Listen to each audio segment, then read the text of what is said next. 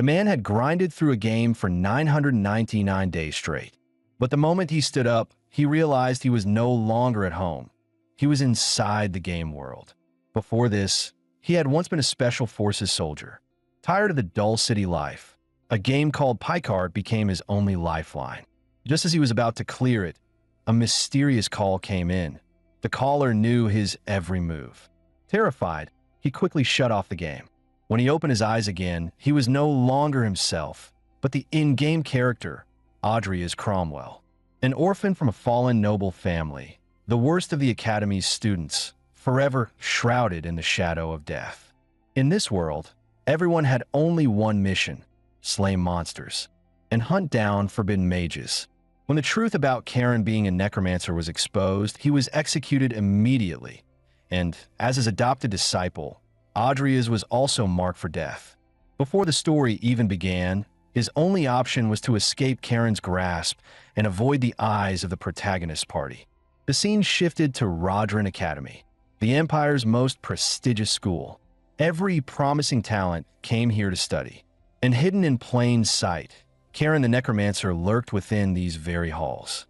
On this day, Audrey has found everything about this place strangely unfamiliar. He couldn't even remember where last week's documents were, making Karen snap. Idiot! Can't even keep track of last week's files. Necromancers studied the forbidden arts.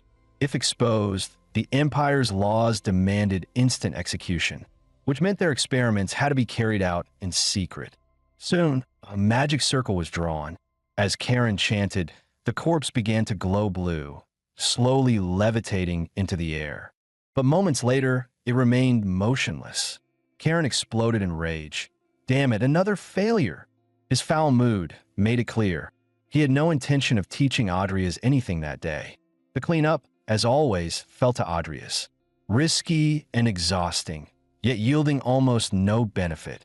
The only reward was access to forbidden grimoires. That alone kept him from leaving. When he reported back, Karen scolded him again for being too slow. To Karen, he was nothing but worthless trash.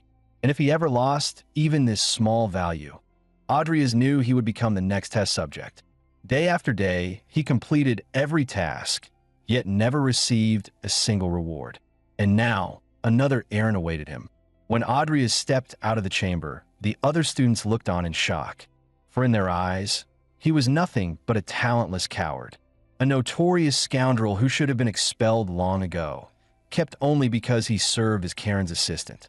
Yet no matter how unwilling he felt, Audrey's Cromwell had no choice but to keep living under that identity, which meant staying far away from the protagonist party and avoiding direct contact at all costs. But could Audrey's really clear this world like a game? At this moment, he had no choice but to grow stronger before the story began. Next came the time for him to obtain 2 traits belonging to a necromancer. He opened the attribute panel, where every stat from the game appeared before him. Data he already knew by heart, so he had to choose one that matched a necromancer.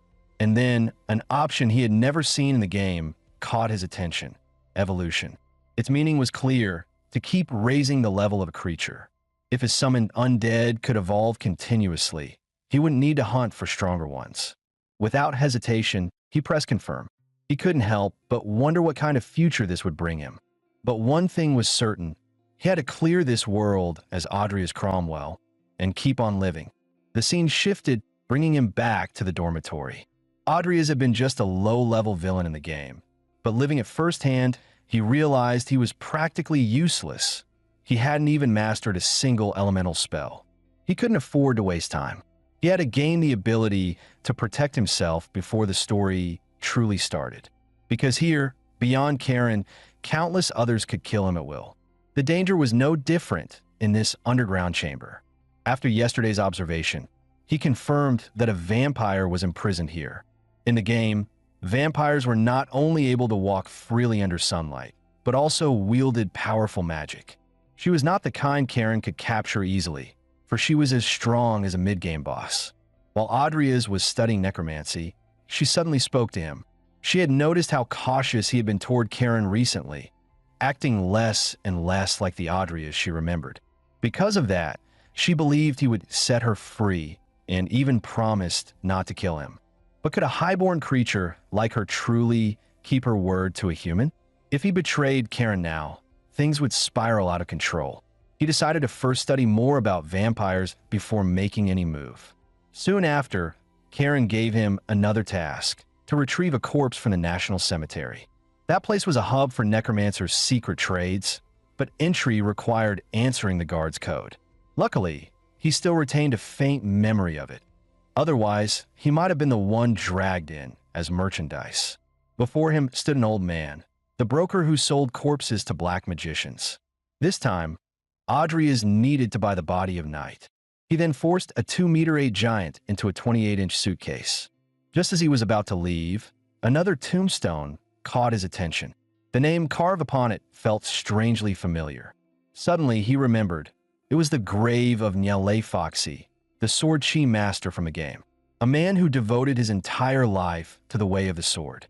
Even after reaching the rank of sword master, he could not escape death. His passing had been nothing more than an Easter egg in the game. Yet no one ever knew that, in his final moments, he had actually stepped into the true realm of a sword chi master. Audrey has thought, if I could forge a death knight from this body. But there was a problem.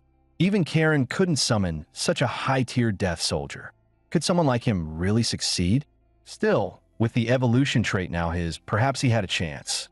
The potential of this body was far too great to ignore. He immediately called out to the corpse dealer, Paimon. He asked if the body beside it could also be sold to him. Paimon hesitated, replying, without Karen's permission, this would be hard to justify. After a brief silence, Audrey has made his decision.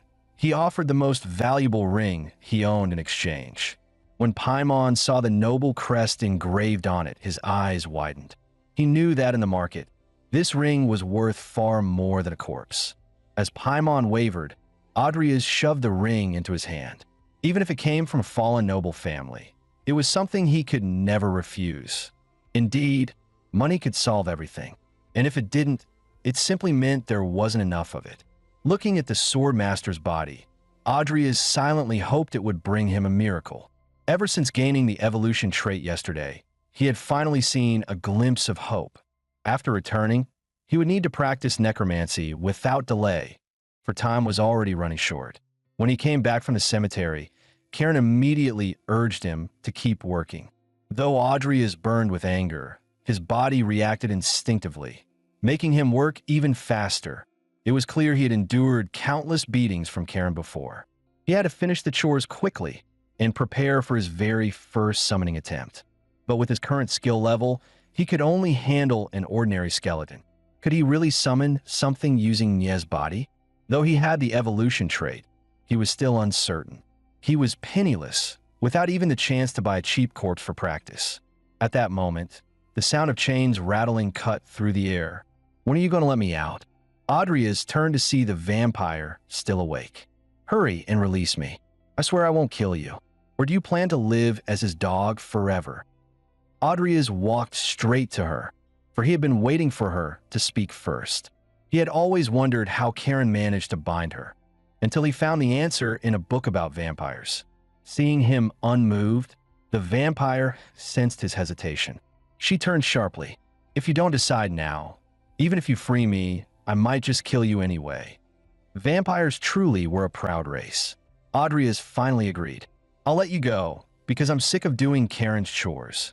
She quickly stepped forward, demanding he undo her restraints. But Audrey's reply froze her in place.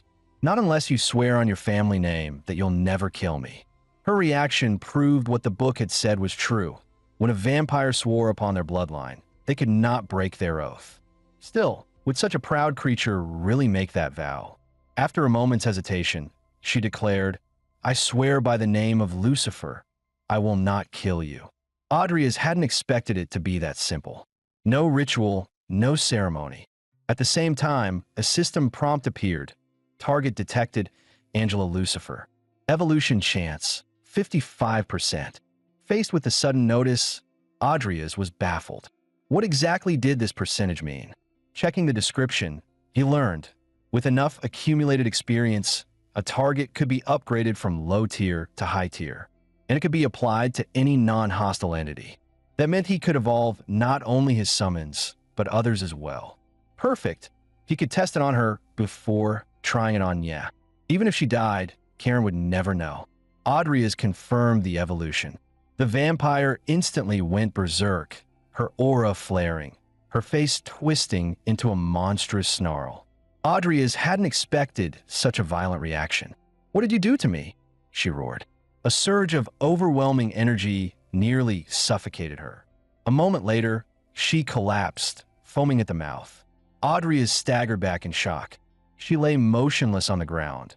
He had no way to know if the evolution had succeeded. But one thing was certain. If he could evolve someone else, his own summons would definitely evolve too. Wasting no time, he carved out a summoning circle. Chanting the incantation, his mana gathered at his chest. Basic necromancy, skeleton summon. One suitable material detected. The corpse floated upward, draining his mana to the brink of collapse. In seconds, flesh peeled away, leaving nothing but bone. The skeleton suddenly stood, startling Audrey's. Summon complete, skeleton soldier. Rank, legendary. Because Nya had broken through as a sword chi master before death, this skeleton carried not only immense power, but also fragments of his consciousness and sword insight. Normally, only one who had mastered swordsmanship to its peak would gain such comprehension. A skeleton with this much awareness was unthinkable. Audrey quickly asked if he had truly been a sword chi master in life. The skeleton raised his hand, gesturing as though writing. The words appeared clear. "From now on, I leave it to you." He followed with an okay gesture. Audrey smiled. "Then I'll leave it to you as well." The scene shifted back to the dormitory. On the wall, the date reminded him.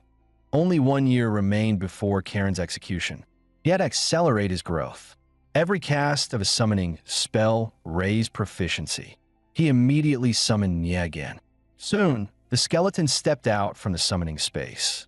But if anyone saw him, it would spell disaster. Audrey had to disguise him. Once dressed in clothes and wearing a mask, the skeleton looked nearly human. Then, without warning, he began practicing sword swings. Even in death, he hadn't abandoned training. True obsession. For Audrey, it was a blessing. He called out, "Can you teach me swordsmanship?" Nya stopped his movements.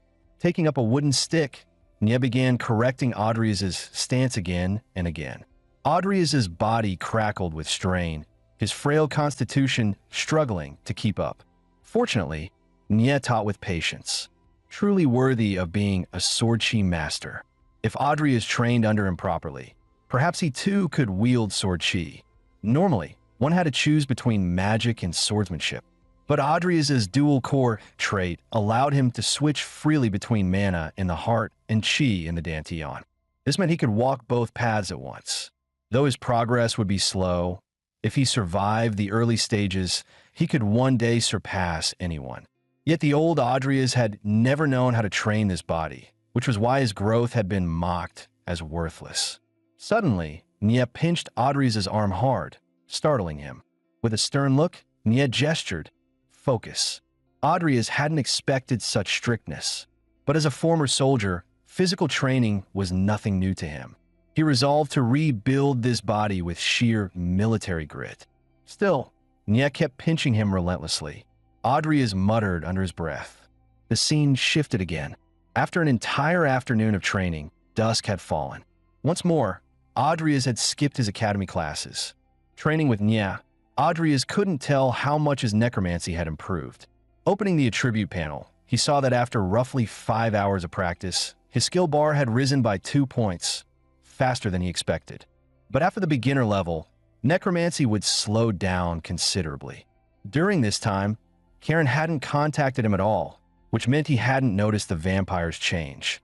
Until the evolution was complete, Audrey still had plenty of time. There was no problem for now. Just then, the sharp sound of clashing echoed nearby. Undead never felt exhaustion. Their training never ceased. Impressive, Audrey thought. If only I had recovery potions, I could train while restoring stamina as well. But potions were prohibitively expensive, far beyond what ordinary people could afford. If he could brew them himself, the cost would drop drastically. He knew the necessary ingredients, but not the exact ratios or heat control. The only way was to attend academy classes for more knowledge. The scene shifted. He pushed open the classroom door. His classmates gawked in disbelief before whispering, "He must be here to flirt with the girls." Their blatant ridicule made Adrias grit his teeth. He forced himself to endure. Then, a girl with pink hair caught his attention. She was one of the game's characters. As the teacher lectured on herbs, the content matched the game almost exactly. If only he'd hurry to the formula ratios, Adrias thought. But then the lecture deviated. The 3 ingredients the teacher listed would produce a potion full of side effects. Adrias immediately raised his hand. "Shouldn't we add soul silk extract or the outer bark of a Madarota root?" At once, every gaze turned to him. The teacher frowned. "If you really want, try adding them during your own experiments." Laughter erupted across the room. But Adrias knew the truth. Those ingredients were essential for stamina potions. The teacher's ignorance proved one thing. This recipe hadn't yet been invented. "I don't need to waste time here," he thought. "I already know more than the teacher. Better to research on my own." Still, his words had caught the attention of Lucia. The scene shifted again, this time to the Academy's research lab. After countless attempts, he still failed. Adrias slammed the table. "Damn it. I know the formula, but I need a reliable method to craft it."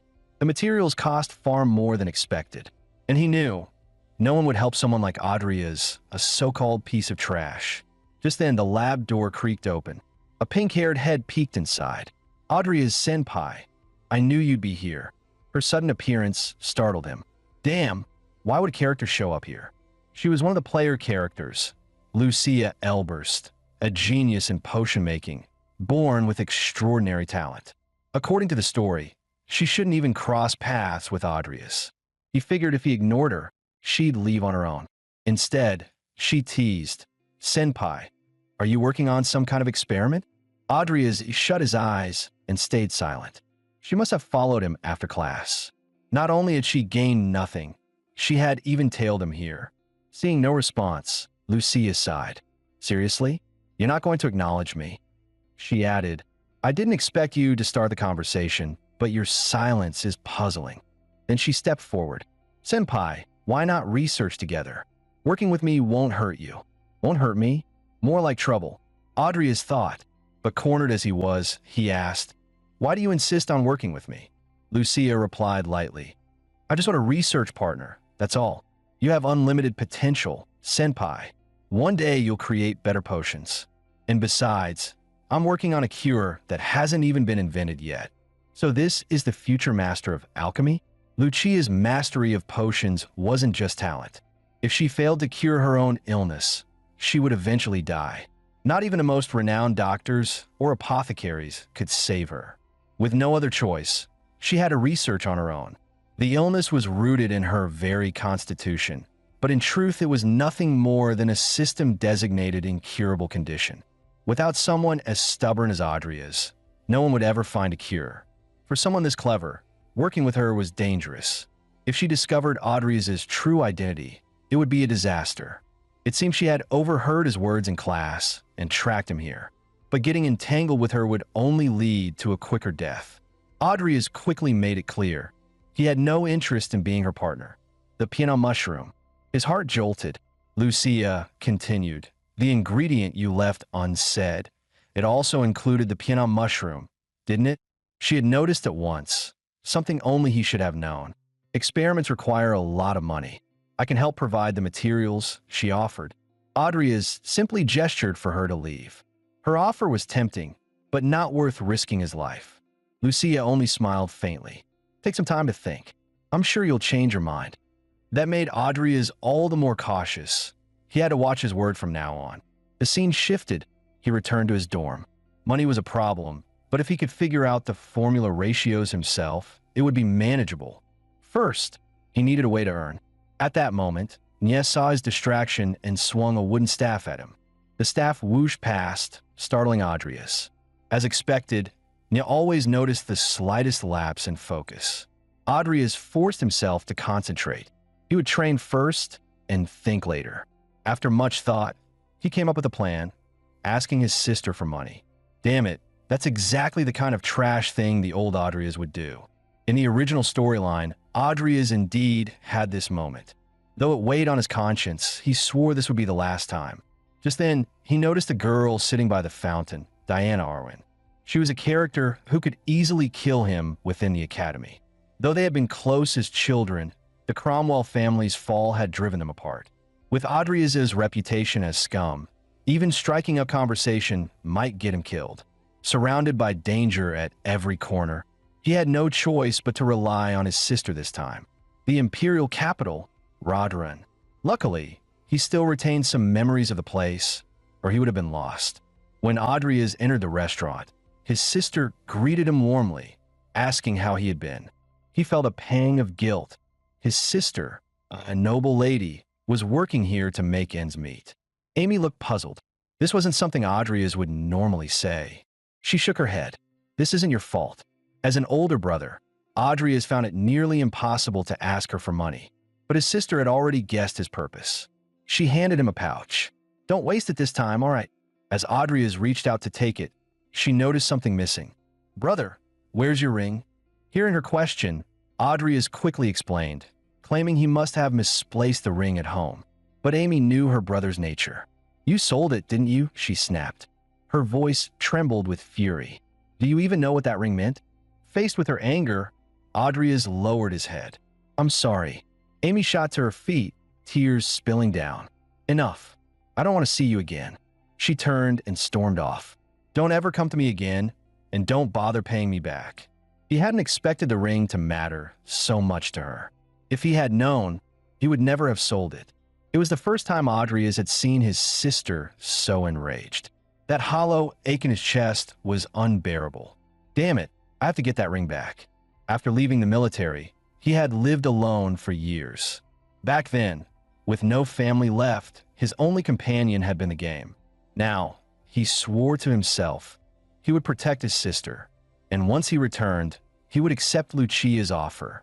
After leaving the tavern, he officially formed a partnership with Lucia. The lazy genius continued to order him around. Between helping in her experiments and squeezing in his own training, Audrey's barely had a moment to breathe. Still, with her assistance, progress came faster. Yet somehow, it felt like he was the only one actually working. But she truly was a prodigy of alchemy. Her instincts were razor sharp, often cutting straight to the heart of the problem. Though the partnership had begun for money, Audrey's was glad he had agreed. With her reminder, this time he reduced the amount of Martarota and added more Tadoth extract. A single drop of the mixed reagent fell into the base solution, and the liquid inside the vial instantly reacted. /system. Stamina potion successfully created. Audrey's leapt up in excitement, startling Lucia. She nearly thought it had failed again. He stared blankly for a moment, hardly believing it. Success, at last. For now, the potion trials were complete. Another notification appeared / talent potion acquired. Evolution chance, 32%. Audrey's frowned. Not just beings, even traits could evolve. Did that mean anything could advance once it reached a certain threshold? But with only 32% chance, lower even than the vampires, it wasn't safe to attempt yet. He would wait. Lucia suggested they could submit the formula to the Potion Review Council. Then I'll leave that to you. Miss Lucia, Audrey's replied. She grinned. Since you've been taking advantage this whole time, I'll handle it myself for once. Audrey's froze. So she really had been slacking on purpose. Scene shift. Elsewhere, Angela remained frail. The evolution countdown still showed 14 days remaining. Her whole body felt like it was burning, but instinct told her this was a good sign. Soon after, the Academy's midterm exams arrived. Even on the train ride there, Audrey's crammed as much study as he could. So much had changed recently. Potion registration was left to Lucia, and he trusted she would handle it. Through dedicated training, both his magic and swordsmanship had advanced significantly. The only issue now, passing the midterms. Failure meant expulsion. He also needed to check on Angela and craft a convincing excuse for her long coma. Meanwhile, classmates speculated about their team assignments. Groups were randomized. For prodigies like Diana, it didn't matter who they were paired with. For ordinary students, however, being placed with Audrey's was a nightmare worth praying against. Even Diana, when her gaze fell on Audrey's, felt a faint tremor in her chest. With the train's arrival, everyone disembarked at the Auckland training grounds. Teams were announced, each consisting of 3 knight students, 1 mage, and an assistant instructor as captain. They would have 1 week to complete a mission. When Audrey's saw his assigned team, he froze. "You gotta be kidding me." Beyond him and Karen, the academy had plenty of antagonists, and somehow 2 had landed in his group. The first was Cha-Cha Jepri, the very first enemy the player fought in the game. The second, the madwoman responsible for a mass killing incident at the academy, Vivian Belloca. Just his luck. Stuck with those 2 lunatics? Was his fortune really as cursed as the trash character he inhabited? At that moment, one of the warriors called out, "I'm Christoph, your teammate." His first words were a provocation. "So, I hear you're a nobody mage, who also dabbles in swordsmanship." Audrey is seethed inwardly. Who the hell said mages can't wield swords? The awkward silence broke when Cha-Cha spoke up. "Forgive him. Knights aren't known for their social skills. Please don't take it to heart." Audrey is groaned internally. A zealot, a lunatic, and a third-rate knight. Soon the assistant instructor arrived. But to Audrey's despair, even the TA assigned to them was notorious. This had to be the worst lineup in game history. Put together, they didn't even make up 1 functioning brain. Could Audrey's possibly survive this? The scene shifted as the group embarked on their assignment. Inside the carriage, the assistant instructor introduced himself. "I am Ivy Clare, overseer of Squad 9. Other than the fact that he was soon to become the youngest sword aura master in history, Audrey's knew nothing about him. Compared to his in-game portrayal, Ivy seemed even more of a rogue. His strength was undeniable, but Audrey's suspected his personality would be a liability in completing the mission. Ivy then produced the mission dossier and handed it around for everyone to review. The report detailed their task, to investigate a village within Baron Balric's territory. Rumors claimed the village's landlord had been murdered. 2 weeks earlier, an investigator had been dispatched, but he too had vanished. Their mission was to uncover the truth. At that moment, Vivian sneered at Audrey's. "Seaweed Head, I heard you've been pretending to be a knight. A frail little mage trying horse dances? Hilarious." Audrey's cursed inwardly. He wasn't about to take orders from a meat-gnawing lunatic with anger issues. Cha-Cha quickly stepped in. "Calm down, everyone. Peace brings fortune." The scene shifted to evening as the group reached the Baron's domain. Staring up at the Grand Castle, Audrey's thought, for a Baron, this level of wealth is unusual. They were greeted by Baron Balric himself, who explained the situation. The village landlord was his nephew, technically a baronet, but without family. That was all the Baron offered. Suddenly, the butler interrupted, whispering something privately to his lord. Watching from a distance, Audrey has found their behavior suspicious. Were they hiding something? The Baron soon excused himself, citing illness, leaving the butler to handle arrangements. Ivy, however, declared that the mission was urgent. There would be no time wasted staying here. As they departed, Audrey has kept his eyes on the butler, noticing his unsettling gaze. Outside the castle, Ivy confronted him. "Why did you insist the squad leave?" "I expect a proper answer." Audrey has explained that too much seemed wrong. The Baron had been unnaturally calm about his nephew's disappearance, and even more suspicious regarding the missing investigator and tax officer. After all, a month had passed since the investigator was sent, yet no word had returned. But the butler's behavior was the strangest of all. He had urged them to stay the night, claiming they wouldn't reach the village before dark. When they refused, his expression looked almost like disappointment at a failed plan. And during his exchange with the Baron, Audrey's had noticed trembling muscles, quickened breathing, nervous gestures, all signs of people concealing the truth. Something was definitely wrong. The squad continued straight toward the village to begin their investigation. Yet as the carriage drew closer, Audrey's felt a strange throb in his chest. His mana was restless, surging more violently the nearer they came. Something was happening in the village. Suddenly, the carriage jolted violently as its speed increased. Looking out, they saw the coachman lashing the horses wildly. The wagon was out of control. Ivy barked in order to prepare for impact, kicking the door open. His eyes widened at the sight ahead. Damn it, too late. Brace yourselves. The runaway carriage slammed through the village gates and only stopped at the central fountain. Crawling from the wreckage, they looked around.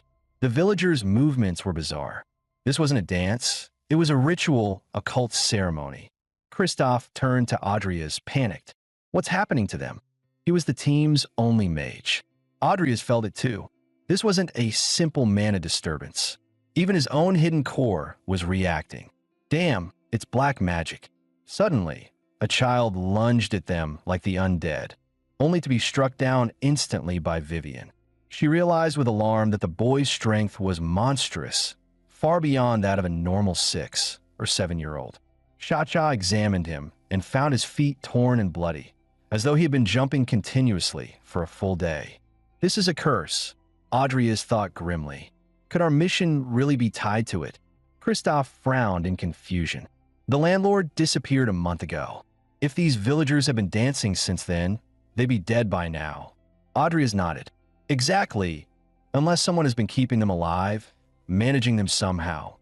Ivy scratched his head in irritation. This is turning into a major case. Adria's thought carefully. In the original game, he wasn't supposed to die here. He would have stayed at the Baron's castle, following the butler's advice.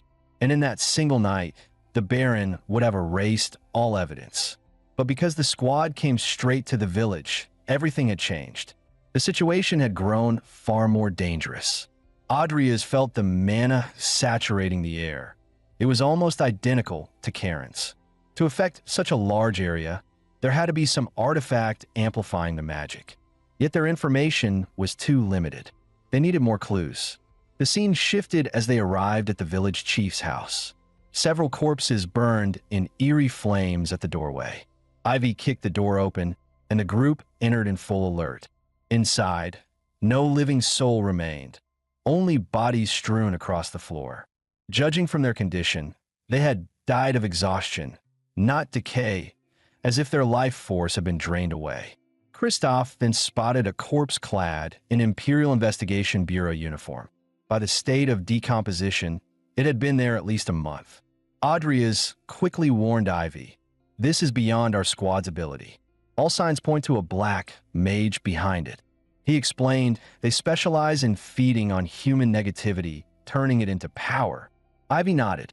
Yes, if our deductions are right, the village chief must have interfered with their plans and was killed for it. Kristoff asked, "The burning corpses outside, are they part of the ritual too?" "Most likely," Adria's replied. "We need more evidence." The squad split up to search every room. Still, they found nothing. Not even the village chief's body. Suddenly, Vivian noticed movement outside. The villagers were gathering, every last one of them converging on the house. Adria's realized instantly. The black mage is making his move. He waited until we entered the building to trap us. He anticipated everything. We have to retreat. Ivy barked the order to withdraw, sending Cha-Cha to find an escape route. But as Cha-Cha reached the staircase, he froze. The villagers surged inside like ravenous corpses. They were surrounded. Kristoff charged forward, slamming into the horde with his body. "You and Vivian guard the mage. I'll take the front." His words were cut short as one villager's body exploded. The blast hurled Kristoff several meters back, knocking him unconscious instantly. The sight triggered a memory in Adria's, the last battle of his former life. A deafening roar filled his ears. Darkness claimed him, and he collapsed into unconsciousness. Instructor Ivy also sensed danger. Without hesitation, she hoisted Adria's onto her shoulder and ordered Vivian to smash open a window for escape. Vivian shattered the frame, and the group leapt out together, narrowly escaping the encirclement. Damn it! Of the 5 squad members, 2 were already unconscious, yet the villagers showed no signs of stopping. Adria's soon regained consciousness and immediately cast a delay spell. As the villagers slowed, he followed up with an earthen spell to hinder them further. Ivy called out, "That won't hold them. Track the source of the mana instead." He's recklessly channeling his power. At once, Audrey's activated magical detection, following the flow of energy through the villagers' bodies. A surge of mana was leaking from one of the houses, his senses expanding outward. He locked onto the source and muttered coldly, "Found you." Ivy accelerated and dashed toward the location. But her speed was too great. In an instant, she vanished from sight, leaving the others behind. By the time the squad reached the spot, their every move was already under the Black Mage's watchful eye. Ivy kicked the door open and stepped inside, finding clear signs of recent activity. They had indeed come to the right place. Suddenly, a magical barrier flared up, separating Ivy from the rest of the squad. Audrey's face darkened. "Damn, it's a trap." At that moment, Ivy heard a familiar voice. She spun around, and there stood her sister. Outside the barrier, Audrey struggled to dispel it, but the opposing mana was far beyond his reach. "Damn it," a hollow voice echoed in his ears. "Look at you, so pitiful, like a moth to the flame." Audrey raised his head to see a massive formation spanning the entire village. Terror gripped him. How can he command so much mana? The voice returned, "Do not despair. This is the will of God. Surrender to Sloth." The name struck Audrey like a thunderclap. Sloth? Why now of all times? In the game Packard, one of its core elements was the 7 deadly sins. These sins, separated from the revelation itself, had been scattered across the world. Gather them all, and the final boss could be summoned. The most critical element of the story. Yet here, in a remote side-quest village never even mentioned in the main storyline, Sloth had appeared. Audrey knew he could not handle this alone. He needed to regroup with the others. With a sliding maneuver, he burst through the villagers' ranks, breaking free. Elsewhere, Vivian had gone berserk, striking friend and foe alike, clearly trapped in a torturous illusion. Cha-Cha, however, stood at a distance, observing coldly, unmoved. "What's happening to her?" Audrey demanded. Cha-Cha replied flatly, though even he seemed uncertain. It was the first time he had seen Vivian like this. But Audrey knew he wasn't telling the full truth. Fanatics were never trustworthy. To abandon a comrade injured while protecting others, disgraceful. If Cha-Cha wanted to put on a performance, Audrey would play his part as well. He informed him bluntly, "This is a trap. Captain Ivy is already caught in it." Just then, the hollow voice rang out again. Even Cha-Cha stiffened in shock. The Black Mage was close, likely hiding near Ivy. Cha-Cha seized the excuse, claiming concern for the instructor, and bolted. Audrey saw through his intent, but at least it was better than betrayal. The real problem was Vivian. Her frenzy was clearly triggered by black magic, and if he made one wrong move, he too would be dragged down with her. At that moment, 2 villagers lunged from behind. Audrey's heart tightened. Vivian could never dodge in time. Yet her speed defied reason. With a swift turn, her blade pierced straight through the attackers, not only evading, but countering. What a waste. I hadn't wanted to spend materials this way. Corpses aren't cheap to come by. Audrey sighed inwardly. The Black Mage appeared at his back, sneering. "What will you do now?" "The only one still sane has already fled, but I never counted on him anyway." He studied Audrey's composure, astonished. To remain calm in such peril. "I don't know where your courage comes from." "Very well. I shall grant you a trial." In an instant, Audrey felt himself falling into an abyss. Damn, I let my guard down. When he opened his eyes, he was inside an illusion, his hands slowly dissolving. His body followed suit. Am I going to die here? Suddenly, his vision cleared. He was back on the battlefield, as if waking from a nightmare. Explosions thundered all around. He grabbed his rifle and ran, head splitting with pain. Then he froze. Amid the smoke and flames, a lone figure stood still. Upon seeing him, the man shouted hoarsely, "Run!"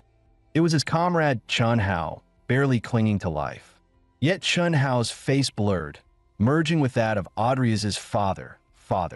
His father pressed the Cromwell family ring into his hand. With this, you are the head of House Cromwell. Wrongly condemned by the Empire, his father's fall had left Audrias and his sister orphans. Take care of your sister. Live happily together. The figure faded into nothingness.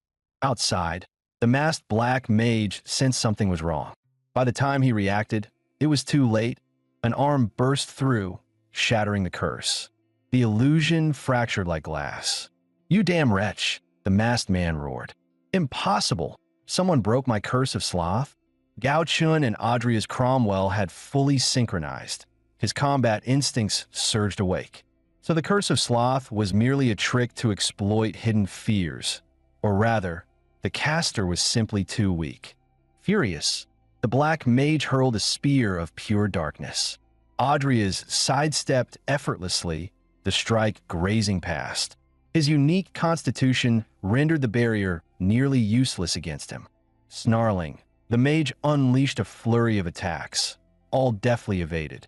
He's not that strong, but without necromancy, he's troublesome to deal with.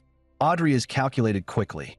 He dashed into a deserted alley, preparing forbidden arts. The masked man narrowed his eyes, suspicious. "You'll know soon enough," Audrias muttered, beginning a necromantic summon. System prompt. Detected 23 corpses nearby. Mana insufficient. Maximum summon. 9 skeletons. 9 skeletons clawed their way from the ground. The mage faltered. "A necromancer? Has the church already caught on to us?" Audrias noted the misunderstanding and chose to exploit it. "By the church's order," he declared coldly, "I reclaim the fragment of sloth." The mage scoffed and lunged again. The skeleton soldiers clashed with him, but were crushed within moments. Audrias raised an earth shield to block the assault. Using the cover, he secretly summoned Nye. "So that's your trick?" The mage sneered. Nye seized a long sword, unleashing a burst of sword aura that shattered the wall and obliterated the dark spear. The mage recoiled in shock. "A skeleton broke my spear of darkness?" No longer holding back, he unveiled the fragment of sloth in his hand. Audrias' chest tightened. That artifact spelled true danger. At that moment, a massive black hand struck Nye's skeleton backward. The magic coalesced into a dark tome. This was the fragment of sloth. With the artifact's power, the masked mage's strength surged. Countless black hands erupted from the earth, overturning the battle in an instant. "To think I must expend my hard-won power of sloth on the likes of you. You shall pay with your life for ruining my plans." Though Audrias could endure the speed of the attacks, closing in for a killing blow was impossible. Only Nye's skeleton had the swiftness to complete the task. Suddenly, the masked mage accelerated, focusing most of his strikes on Audrias. At that moment, a blind spot appeared in his vision. Audrias flashed behind Nye. He intercepted the blow meant for the skeleton. As the smoke cleared, Audrias was still standing tall. "You destroyed my skeleton, the one I struggled so hard to claim." Audrias roared. The masked mage smirked. "How unfortunate. Then I'll send you to join it." Several massive hands lunged at him, but Audrias showed no fear. For Nye had already crept behind the enemy. The mage realized too late. A flash of sword light. Victory was sealed. Nye's strike cleaved the masked man down, ending him. To Audrias' shock, the black mage had been Baron Barolik's steward. If so, the Baron himself was likely involved. Audrias stooped to pick up the fallen fragment of sloth. System prompt. Apocalypse, Chapter 7, Sloth. Mana recovery rate plus 320%. Audrias frowned. He could not keep such a thing on his person.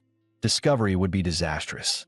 He turned toward Nye, deciding to store the fragment in the summoning space until it could be studied safely. Vivian remained bound within the curse of sloth, puzzling Audrias. The caster was dead. The spell should have ended. Still, if that madwoman stayed trapped forever, it would be no loss. But returning alone would raise suspicion. The Academy might demand answers, or worse, investigate him. He had to try breaking the illusion. The moment he touched the magic, he was pulled inside. Within, he found a young Vivian. His sudden appearance terrified her. Who would have thought the girl had once been so timid? Audrias sat upon a chair, speaking, though in the dreamscape she could not see him. She trembled with anxiety. To ease her fear, he told her he was a spirit sent from the heavens. Hearing this, she gradually calmed. Yet Audrey's faltered. To enter was one thing, but what was he doing here?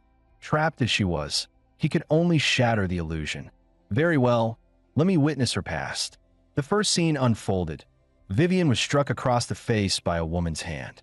From a maid's whisper, he learned the woman was Count Belokin's second wife. Audrey's had not expected Vivian to have such a background. She belonged to the prestigious Belokin family, renowned masters of swordsmanship, whose patriarch longed for a son to inherit the name. But when Vivian's mother could not bear a male heir, tragedy began. Even her own mother despised her, coldly declaring she should never have been born. Once her mother abandoned her, there was no one left in the family willing to protect her. Isolation and abuse planted the seed of madness within her. As time passed, hysteria would consume the girl's mind. In the game story, one day, she snapped completely and slaughtered all the third-year teachers, earning the title of Madwoman at the academy. Audrey's was stunned that such a young girl had endured so much. Though he could not change her past, perhaps he could help her overcome it. When she heard the spirit was here to help her, Vivian's tears spilled over. "Are you truly here to help me?" she sobbed. Watching her cry, Audrey's awkwardly comforted her. "Don't cry," he murmured, for he had no idea how to deal with children. He encouraged her, telling her she was born with remarkable talent in swordsmanship, though no one around her realized it. Vivian had never once held a sword, for she had always been beaten and scolded. Audrey has assured her that spirits could see many things, urging her to trust him. "Let me teach you swordsmanship, but you must promise never to reveal this secret to anyone." From then on, he taught her methods to face hardship and the essentials of training. Her natural gift for the sword was so evident that even instructors were impressed. She clung to her blade so tightly that she would not part with it, even in her sleep. A month passed. Vivian timidly called out, "Spirit, I came as promised. Will you guide my swordsmanship again today?" She had grown stronger, no longer the timid child she once was. "Very well, little one. Let's begin." Hearing his voice, Vivian beamed with joy. Another month slipped by. With Gao Chen's combat talent flowing through him, Audrey's gave her as much guidance as he could. But Vivian was a true prodigy. Who would have believed that after just 2 months of practice, a girl so young could wield such techniques? Yet when training ended, she seemed downcast. Audrey's asked gently, "What's wrong? Was today's practice not good enough?" She shook her head. "Even if the instructors praise me, I can never see the spirit himself." Audrey's froze, unsure how to respond, and tried to brush it off. But she was far too perceptive. "Am I still not good enough? No matter how hard I try, I can't be acknowledged. Does effort truly mean nothing?" she whispered. At that moment, Count Belokin himself appeared. Having witnessed Vivian's growth, he asked her to demonstrate the sword forms once more. Flustered, Vivian stammered, "And me? Truly." Summoning her courage, she raised her sword and repeated the training movements. When she finished, she was visibly nervous. This time, her father did not scold her. Instead, he gave rare praise. "Your swordsmanship is excellent. You are a true prodigy." This was the very first time Vivian had ever been acknowledged by her father. She could hardly believe what she was hearing. Audrey's thought to himself that his own life, too, was beginning to feel like a surreal dream. At that moment, he sensed the curse dissipating as a crack split open in the space around them. Before his eyes, Vivian's figure grew into her present form. "Though I wish I could remain with you," she whispered. "It's time to wake." She had already understood. She thanked Audrey's for showing her the path, vowing to follow it from now on. Audrey's stepped forward and clasped her hand. "Let us remember this promise. Keep this memory close to your heart." The dream shattered like glass. It was time to say goodbye to the past. "Vivian, I believe you'll succeed, just as you did within this dream." When the illusion collapsed, instructor Avi rejoined them. It became clear that Baron Borloric was the mastermind behind the village incident. Avi coldly ordered Audrey's to sever the steward's head. She then led the team back to the Baron's estate, her killing intent palpable. With Christopher dead and Zacha missing, her fury was only natural. Back at the castle, guards barred their way, until Avi dropped one with a single blow. I am an instructor of the Rodrin Academy's Night Division. Stand in our way again, and every soul in this castle will be executed for treason, she roared. She flung the steward's severed head to the ground. His fate will be yours. The guards blanched, terrified that she might massacre them all. Moments later, Avi kicked open the Baron's chamber doors. What they saw next stunned everyone present. The Baron, seeing them, knew instantly the steward had failed. "This is my son, Ed," he said in anguish. "He should have died months ago from illness. I sought every cure I could. In the end, a group of robed men found me. I paid any price to save my son, never imagining it would leave him in such misery." He fell to his knees in despair. Audrey realized at once the Baron had turned to black magic. Avi, however, had no patience for his sob story. She stormed forward and seized him. "And how will you answer for the dead?" she snarled, hurling him across the room. She then ordered the guards to summon the Imperial Inquisition and drag away the abomination. In that moment, Audrey quietly gathered his magic. Striking unseen, he slew the twisted creature outright. The Baron collapsed, weeping over his son's corpse. "Bookworm, who told you to act on your own?" Avi shouted. Audrey replied calmly. "Creatures spawned by black magic must be destroyed immediately. If the Baron still controlled him, all of us would have been in danger." The Baron was taken away in chains by the Imperial investigators. Back at the Academy, Audrey and Vivian were summoned to testify, confirming the Baron's ties to a black sorcerer. They gave a full account of the mission before being dismissed. Audrey reflected that Baron Borloric would face a grim fate. Yet perhaps the man should thank him. Had Audrey not slain the boy, the child would have become nothing more than a deranged test subject for sorcerers, enduring a true hell. Ending it had been mercy. Vivian interrupted softly. "Spirit, you foresaw this, didn't you? You killed him because you knew surviving would mean greater suffering." Audrey nearly betrayed himself, then forced a blank expression. "Why do you call me Spirit?" Vivian gazed at him. "Because your voices are exactly the same." At that moment, Lucia interjected. "Instructor Avi's squad has destroyed the Black Mage. Full marks on the mission, and an Imperial commendation besides. You're famous now." But Audrey longed only for a quiet life. Fame was nothing but a burden.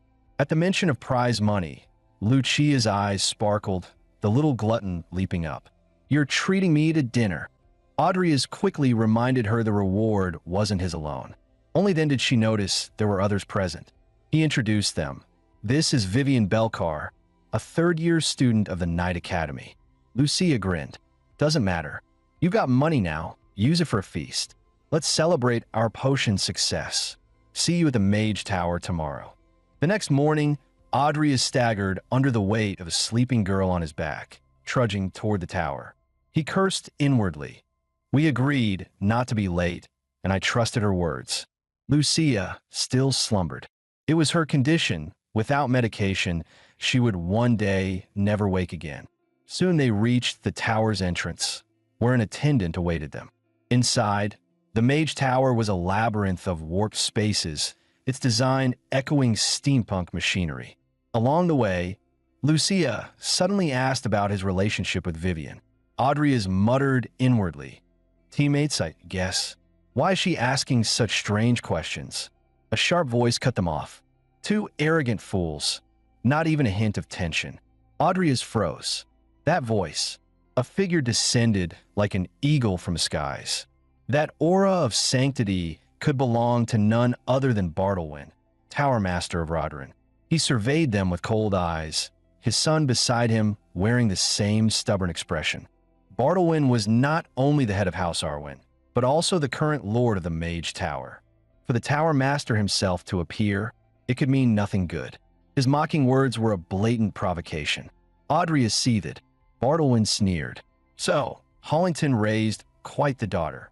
His gaze lingered on Lucia. "From now on, I'll be in charge of this matter," he declared, unleashing a surge of power. Spatial teleportation magic. The construction of such a spell was immensely difficult. In the game's lore, only a handful of characters had ever mastered it. In a blink, they arrived at the audit hall, where examiners paled at the Tower Master's sudden appearance. Bartlewin asked for details, learning the efficacy check was complete and only questions of production remained. He stepped forward and lifted a vial of potion, intending to taste it himself. As he sipped, he muttered, "Leaves of moher, extract of tato tree, fruit of zaz, piana mushrooms, missing only sulpi's essence and bark of the Madarota tree." Then he looked at Lucia. "I've heard the rumors, but I didn't expect someone so young to produce this." He nodded, granting them passage, but his eyes hardened. "And why is the little Cromwell brat here?" Audrey's heart sank. The old fox clearly doubted him. A formula written on paper wasn't enough proof of his contribution. Suspicion gleamed in the Tower Master's gaze. Lucia stepped in. Without him, this potion would never exist. Most of the work was his. I only offered small assistance. Bartlewin still looked unconvinced. "Very well. Show me your true ability." With a snap of his fingers, they were teleported to the potion laboratory. Demonstration is proof enough. Audrey's approached the intricate apparatus, carefully weighing his options. Using unfamiliar equipment would invite failure, so he chose the tools he had mastered.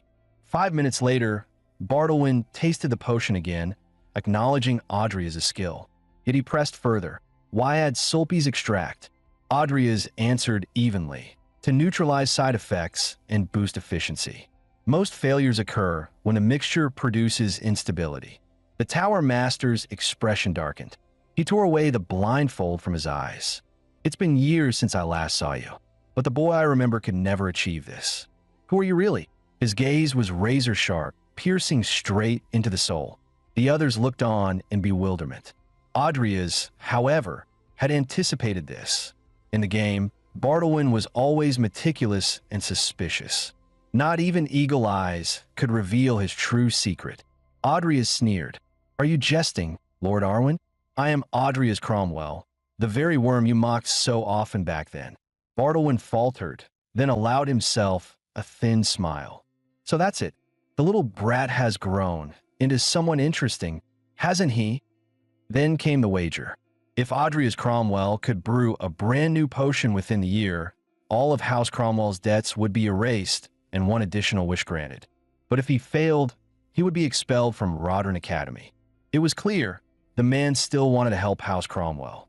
Audrey's accepted the bet without hesitation. As the heir of his fallen house, there was no way he could refuse. So arrogant, but can you actually do it? Watching Audrey's growth, the man saw the shadow of an old friend. He was eager, longing to witness a miracle again. "Then I'll wish you success." Elsewhere, as the countdown ended, the vampire's body finally stirred. She felt the surge of power within and was baffled. With a mere flick of her hand, the cage that once held her shattered to pieces. Power she had never possessed before. The only reason must have been that man's oath. She found Audrey's fascinating. What kind of power does he really have? "Very well, let's see if I can kill you myself, Audrey's." With the potion matter settled, Audrey's no longer had to worry about money. Now, he had to focus on training. The problem lay with the leaf of sloth. No matter how he thought, he couldn't find a way to benefit from it. Better to exchange it for something useful now. Looks like it was time to make use of Karen. With exams over, he should report back. On the way to Karen's residence, Audrey's felt uneasy. Someone was tailing him. Yet scanning the streets revealed nothing. Was it an illusion? But instincts were rarely wrong. Indeed, someone's eyes were fixed on him. Angela smirked. "Found you." The scene shifted. Audrey's was back in Karen's study. His recent exploits had already become the Academy's hottest topic. Karen stared at the potion in disbelief. "This? Audrey's made this? So you've been hiding your secret work? Acting like a model student now." Audrey's shrugged. "It was all Lucia's effort. I just took advantage of her." Karen's face darkened. He walked to the bookshelf and pulled a hidden lever. He looked gloomy, a narrow-minded man, one to hold grudges over the smallest slight. Today was not the time to push him. Otherwise, a beating might follow. Let's check on the vampire. They descended into the basement. Karen froze at the sight. The laboratory was a wreck, utterly destroyed. He could hardly believe it. To Audria's, it only meant one thing. The vampire had successfully evolved. Karen grabbed the chains, furious. Damn it, what did you do to Angela's bindings? Audria's feigned innocence. I value my life. I'd never approached that monster. Yet the truth was, he had done everything. Watching Karen's rage, Audria's sneered inwardly. Serves you right. Karen's roar shook the basement, raw and anguished. Yet the sound only delighted Audria's. The scene cut again. Audria's walked alone down the street. It was already late. The leaf of sloth would have to wait. Suddenly, a strand of hair drifted onto his head. Audria's backslash. His heart jolted. Damn it, she's been waiting for me here? Angela raised his chin with a sharp fingertip. What exactly happened? What method did you use? Audria's demanded. Oh, are you saying I didn't keep my promise to release you? You should know the price of defying a family oath. Of course. As a vampire, I know it better than anyone. She smiled, yet pressed further. No matter how hard I tried, I couldn't break free on my own. So I used another method. Her words were laced with bait. Then, she caught a scent from him, something unique. Her eyes widened. The aura was almost sinful. Joy spread across her face. So that's it. Everything makes sense now. Things were getting far more interesting. Before he could react, she seized his throat and slammed him against a tree. Audria's longed to confirm her words, but with too many eyes around, he had to endure. We'll meet again, and the power you gave me, I'll make full use of it. But I don't like owing debts. So here's a gift. Don't worry, it'll only hurt for a moment. After all, you might just be my destined mate. Meanwhile, another piece of news exploded across the academy. A first-year student, Lucia, had successfully created a healing potion. For a freshman, it was unheard of, but what shook everyone most was that the one behind it was Audria's. When Diana first heard, she thought it was a joke. After all, in everyone's eyes, he was a fallen heir, a complainer mocked as the king of worms. Could trash really turn into genius? Diana resolved to see for herself. The scene shifted again. Lucia eyed Audria's bundled-up appearance, confused. He explained it was due to a cold. She urged him to rest in the dorm, but he insisted he needed enough credits to graduate. He could not let anyone see the mark on his neck. Talk of fated partners and unique scents left him completely puzzled. Ever since Angela bit him, she vanished, leaving him burning with heat. In class, the professor noticed his body wrapped tightly. Remembering how Audria's potion had passed the Tower of Mages trial, the professor grew bitter, especially since his name wasn't on the paper. If you're sick, then go rest in your dorm. Audria's immediately rose. He truly couldn't endure any longer. But just as he left, the professor called out, "You know, you can always consult me, your herbology professor. Were you just too shy?" Audria's sneered inwardly. This man contributed nothing, yet still want to share. Time to teach him what respect means. Audria's had always been grateful for the professor's advice, especially regarding soul skin extract and the Martarota hide. As you said, if I add those things, what I'm making isn't a potion, it's soup. But this soup is just too delicious. His words stunned the class. Publicly mocked, the professor's face flushed with rage. Is this how you treat your teacher? Audria's ignored him and walked straight out. Despicable man. You mocked me relentlessly before, and now you want to play tricks again? Just then, a clear voice cut through the tension. It was Lucia. She stepped forward. As his co-creator, may I speak on his behalf? In this class, we learned the basics of potion making. I simply put that knowledge into practice. When we can reach conclusions on our own, without anyone else's help, that's what truly matters. Isn't that what mages are supposed to do? Or are you just chasing hollow credit? Professor Bourbon was left speechless, face turning purple. Lucia's sharp tongue had sliced him apart. At last, the teacher waved his hand, allowing Audria's to leave. Audria's was caught off guard. He never expected Lucia to stand up for him. He thought being tied to her meant an early death, but still. "Thank you, Lucia," he whispered. Meanwhile, news from the academy reached the royal court. Sinclair Crusoe, a master of sword aura and the Duke holding every academy roster in hand, took notice. The Empire always recruited talents. He learned that Elber's daughter had developed a new potion, one close to being commercialized. Staring at the vial in his hand, Sinclair muttered, "If she can achieve this as a first year, she'll be courted by countless factions after graduation." He tilted back the potion and drank. In an instant, 80% of his stamina returned. His eyes widened in shock. This was several times more effective than anything on the market, without side effects. If mass-produced, it would revolutionize the field. This student must be watched closely. She's a rare talent. Yet his assistant reminded him. The potion was co-created. When Sinclair read the other name, his eyes narrowed. The son of King Cromwell? Could he also have the gift of potion making? The assistant shook his head. Investigations suggest Adrias doesn't have that skill. Rumors say he just used Lucia. Then why is his name there at all? And why? When the two families share no ties. Sinclair's voice hardened. Find out their connection. If he truly has talent, the Empire will recruit him. Elsewhere, within the Imperial Palace itself, even the Emperor had heard Adrias' name, and he was thrilled. Events were becoming more and more entertaining. After all, the Cromwell family's downfall was his handiwork. Let me see then. How different are you from your father, Adrias? The scene shifted. Adrias had already swung his sword 9,999 times. With the final strike, his tally reached 10,000. He collapsed to the ground in exhaustion. Simple swings they were, but the toll was monstrous. Without recovery potions, it would have been impossible. Regeneration potions repaired muscle. Recovery potions erased fatigue, and stamina-boosting tonics pushed him further. Only with these could he maintain his infinite training plan. It was a gamble, but one he had won. He hesitated for a long time before pressing evolution, telling himself even if he lost, the damage would be minimal. Yet the outcome left him so satisfied he forgot every past worry. Not only had the number of potions he could create skyrocketed, but his success rate and speed had improved as well. With the right conditions in place, Adrias only needed a usable corpse and tools to secure his combat power. But with Karen absent, he couldn't yet sell the Leaf of Sloth. Karen had been rushing out constantly. Could the dark mages be plotting something? The next day, Adrias stepped into the classroom, only to find it empty. Soon, he spotted a notice pinned to the board. Today's class would be held outdoors, and tablets were required.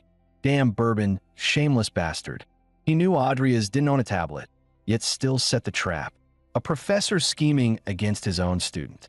Adrias hurried to the designated location. There, every student was busy. It looked exactly like an exam. Bourbon greeted him with a sneer. Late again, Adrias? I suppose your research keeps you very busy. The man was like a ghost that refused to leave. Before Adrias could respond, Lucia yanked him aside. She revealed the task. Bourbon claimed to have discovered an awakening potion and ordered the students to analyze it. Adrias frowned. If Bourbon had already made the potion, why have them analyze it? Was he just showing off? Soon, Bourbon stepped up to him. If it's you, identifying the ingredients and ratios should be simple. It was provocation, pure and clear. If you're no genius, today you'll be exposed. I'll tear off your mask. Adrias, the so-called rising star of potions, you're nothing but a parasite on Lucia's achievements. Hours passed as Adrias worked through the analysis. 4 hours later, the results came in, and Bourbon's face went pale with shock. Lucia finished in 1 hour, 22 minutes, and 16 seconds. Adrias took 2 hours, 4 minutes, and 33 seconds. The proctor confirmed on the spot. There was no cheating. The entire class was stunned. Adrias truly did have talent in potion making. Lucia teased with a grin. Not bad, Seaweed Senior. Just then, a booming voice cut through the room. A heavy-set student stormed toward Bourbon. Why did you claim that potion was yours? I was the one who made it. Bourbon's face twisted, cold sweat breaking out as he was confronted in public. Whispers spread among the students. None could believe a professor would stoop this low. But to Adrias and Lucia, if it was Bourbon, Then it was almost certainly true. Audrey spoke up. "Professor, I have a question about the potion's components." Bourbon waved him off. "Now's not the time." Audrey smirked. "Why not just prove right here and now that you didn't plagiarize?" Bourbon's expression darkened. "Damn it." Grav, the fat student, snapped his fingers. "Exactly, like in the Tower trials. If it's truly your work, explaining the materials should be effortless. Or do you lack confidence?" Bourbon forced himself to stay calm, but professors of Rodran Academy were not so easily fooled. Audrey suddenly asked why he had replaced Africa Sun Gold with Heitman Leaf. Bourbon broke into a cold sweat, rushing to meet the publishing deadline. He hadn't even verified the details. Seeing him hesitate, the chubby student cut in, "Obviously because the leaf is cheaper. Since this is your research, how could you not know that?" Audrey threw in several random questions about proportions, and Bourbon stammered through them. Finally came the last strike. Why replace papina powder with a more expensive Dowso beetle? Bourbon froze, while whispers spread across the hall. Could it be true? He had claimed his student's work as his own. His mind went blank, buzzing like a struck bell. Scrambling for words, he blurted, "Papina powder causes hallucinations. Even if it costs more, I had to use the beetle." But Grove countered coldly. "That's not the reason. When papina powder is heated long enough to brew a potion, it mutates and causes severe stomach pain." Bourbon refused to back down, insisting it was the hallucinogenic effect. Grove recalled how Bourbon once warned him about side effects, but never mentioned hallucinations. Then explained this answer. Grove pressed. Bourbon realized he had just fallen into his own trap. Even the slowest student now understood, and the room erupted with accusations. He had stolen his student's research, disgracing the title of professor. Enraged, Bourbon shouted back, claiming they had all conspired against him and that he would report them instead. But he still hadn't realized the situation. He was finished. Audrey calmly pulled out a black card. "If you dare, let Earl Bard arrange a place for you to explain yourself." Only Lucia knew it was just a regular shopping card, but Bourbon would definitely take the bait. Sure enough, fear consumed him, his legs trembling violently. In the next second, he collapsed onto the floor. Bart watched everything, his eyes narrowing. A man who dared such acts must pay the price. "So bold, to use my name," Bart muttered coldly. Yet when he thought of Audrey's research, a spark of excitement lit his eyes.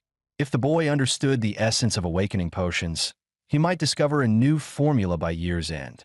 Bart couldn't help but anticipate how far Audrey's would go. After all, he was Kane's son. The scene shifted. Audrey kept his promise and took Lucia out for a meal. She never expected it to be in the Academy's cafeteria. "You cheapskate," she scoffed. She reached straight for the food. The next second, she yelped in pain from the heat. Audrey chuckled. "Don't tell me a rich girl like you doesn't know how to eat barbecue. Watch me." He demonstrated. "Pick it up from the back, dip it in sauce, then take a bite." Lucia stared at the meat, realizing she had never eaten cafeteria food before. On the side, Vivian's jealousy was already spilling over. She looked straight at Audrey's and declared, "I want one too." Audrey's froze as Vivian pointed at Lucia's meat skewer, demanding the same barbecue, made by him. Was this really the same Vivian once called a lunatic? Audrey's thought to himself. It seemed he had altered her path, but perhaps that wasn't a bad thing. Soon after they left the cafeteria, Lucia suggested he buy a tablet. But Audrey's had spent all his money on training. He had very little left. Vivian, meanwhile, kept replaying the moment in her head. "The elf gentleman actually gave me meat with his own hands." When she heard he was short on money, she offered to give him the rest of her bonus. Cold sweat ran down Audrey's back. "Why would I take your money? And seriously, why you keep calling me elf gentleman?"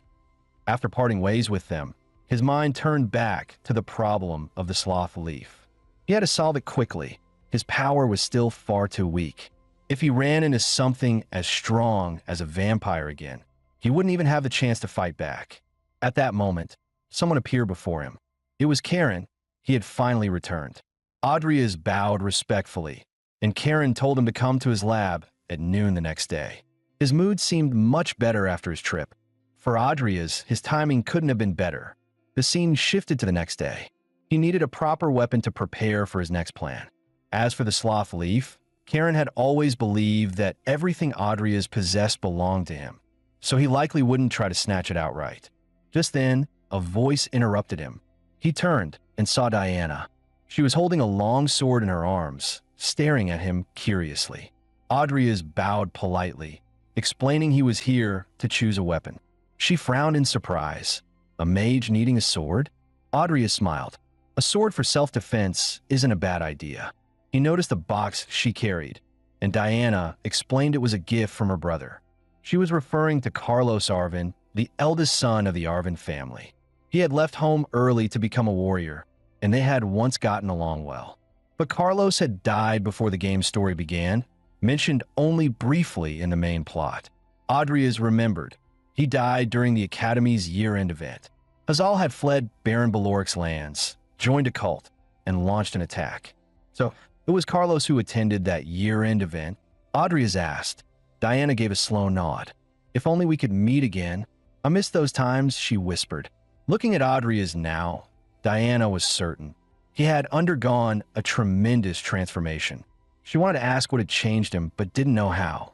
Instead, she began speaking to herself, leaving Adria's completely puzzled. When Adria's asked if she needed something, Diana flinched and quickly said no. He took his leave, and though she debated whether to speak up, his figure was already fading away. By the time she gathered the courage, Adria's was gone, leaving her speechless. At that moment, Adria's was on his way to Karen. The attack was still some time away. He would think of countermeasures later. That night, Karen explained he had searched the continent, but found no samples like Angela's, so he planned to travel again. After all, such things might be useful at the weekend gathering. Adria's knew this was the turning point. If Karen suddenly decided to keep it all to himself, his plan would collapse. He stopped Karen, saying he had something important to discuss. But to Karen, he was just a small fry, not worth paying attention to. Then Adria slowly said, I picked up the Apocalypse Codex. Time froze. Karen's expression grew conflicted and excited, though he masked it carefully. Don't spout nonsense. That's not something a man like you could obtain, he snapped. Adria's feigned panic, summoning his storage. This isn't something I can handle. Karen's heart leapt into his throat. Adria's reached inside and drew out the sloth leaf. Karen's eyes widened. It was the legendary fragment of the Apocalypse Codex. Adria's offered it up with both hands, but Karen didn't move. Instead, he swallowed hard and waved. Keep it yourself. He added, it's too dangerous to carry. Better to bring it to the church. We could trade it for whatever we want. Just as Adria's expected, Karen always valued his own life above all else. There was no way he wouldn't covet it. In the end, he told Adria's to join him at the weekend gathering. 2 days later, Adria stood at the eastern edge of the city, a forbidden zone for humans.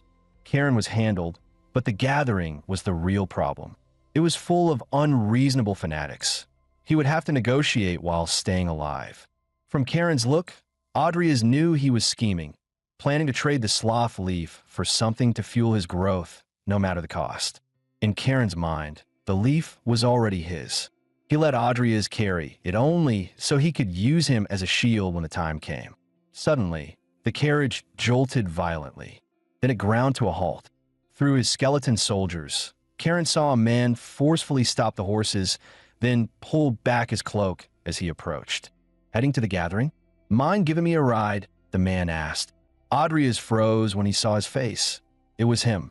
Karen dared not refuse, for the man was Saron, one of the 10 strongest on the Yedia continent, a seeker of truth who defied every taboo, known as the demon of pursuing truth. Adria's heart sank. Their secret, bringing the sloth leaf to the gathering, was already exposed. Karen looked miserable, and then Saron's casual words made him jump. That look on your face, are you displeased with me joining the gathering? Karen scrambled to deny it. His panic made Saron burst into laughter. Relax. I'm not here to steal your toy. I'm just going to the gathering. Adria's sighed inwardly. He had known Saron was mad, but not this mad. Then Saron's gaze fell on him. And you? What's your name? With Karen's nod, Adrias slowly replied, Audrey is Cromwell. Saron's face shifted instantly. Another Cromwell? He exclaimed. Adrias's heart tightened. Why another? Did the Cromwell family hide some secret? Saron sneered at his calm look. Clearly, you don't know a thing. He clapped Adrias on the shoulder and whispered, Here's my advice. Struggle as much as you can. Karen's face darkened, his expression warning Adrias. Now was not the time to ask questions.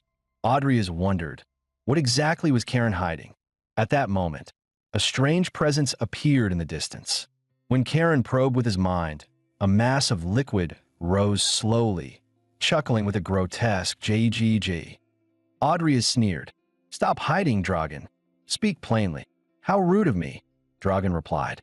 As the carriage halted, Karen's lips curled into a sinister smile, clearly scheming something. Dragan froze at the sight of Saron. He hadn't expected him to appear and dared not make a move. His plan for the sloth leaf had to be shelved for now. Soon, they reached the gathering site. Morosa signaled and guided them toward the church.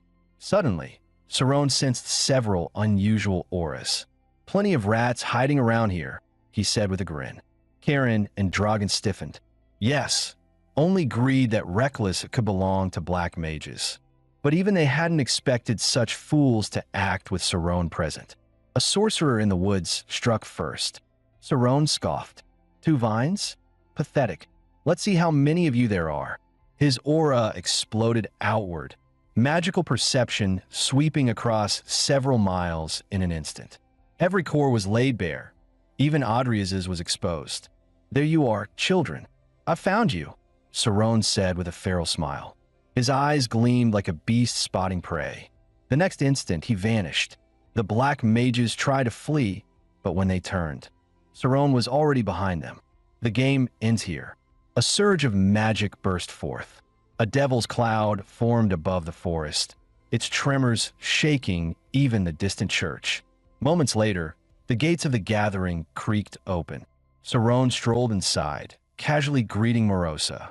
The crowd was stunned. This monster had come himself. He chuckled. Don't sound so harsh. Thanks to me, the sloth leaf wasn't stolen by petty thieves. Then he motioned for Adrias to open the bag. Severed heads tumbled out. The others watched with cold indifference. Jester finally spoke. This was an emergency call. Few came, and you nearly slaughtered them all.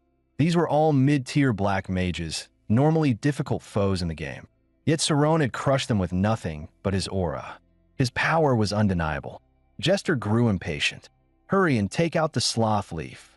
With Karen's nod, Adrias summoned his storage, while Saron studied him intently.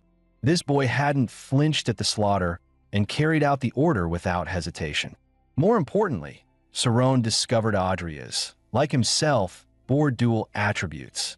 Just as Adrias reached for the leaf, Saron silently appeared behind him and blew lightly on his neck. Adrias froze. What the hell? Does Saron actually like men in this game? Morosa scowled in anger. Even Jester barked. This isn't a joke. The other black mages looked equally unsettled, but Saron called out, laughing softly. Kid, you please me. I'll grant you one favor. No conditions. I have ties with the Cromwell family. Adrias's heart jolted. This was a promise. And Saron never broke his word.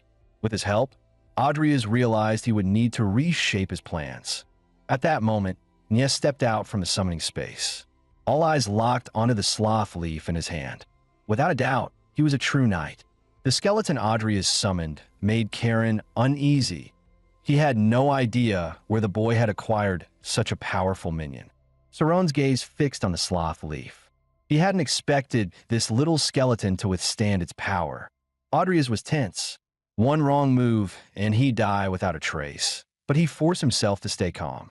He would gamble everything with these monsters. There could be no hesitation, no mistakes. The air turned deathly still. Adrias signaled for Nye to return. In an instant, Nye vanished before everyone's eyes. The crowd recoiled in shock at his decisiveness. At the same time, Adrias drew his longsword and pressed it against his own chest. The blade pierced skin, blood spilling. One push, and it would pierce his heart. The room went silent. The jester finally asked, "What are you doing?" State your demands. We can talk. Adria's replied coldly. I was the first to discover the leaf. My effort deserves recognition. The jester understood immediately. Meanwhile, Morosa secretly cast a spell, trying to restrain him from behind. But they had underestimated him. Both the sloth leaf and his skeleton lay in his summoning space. If he died, they would never obtain the complete codex.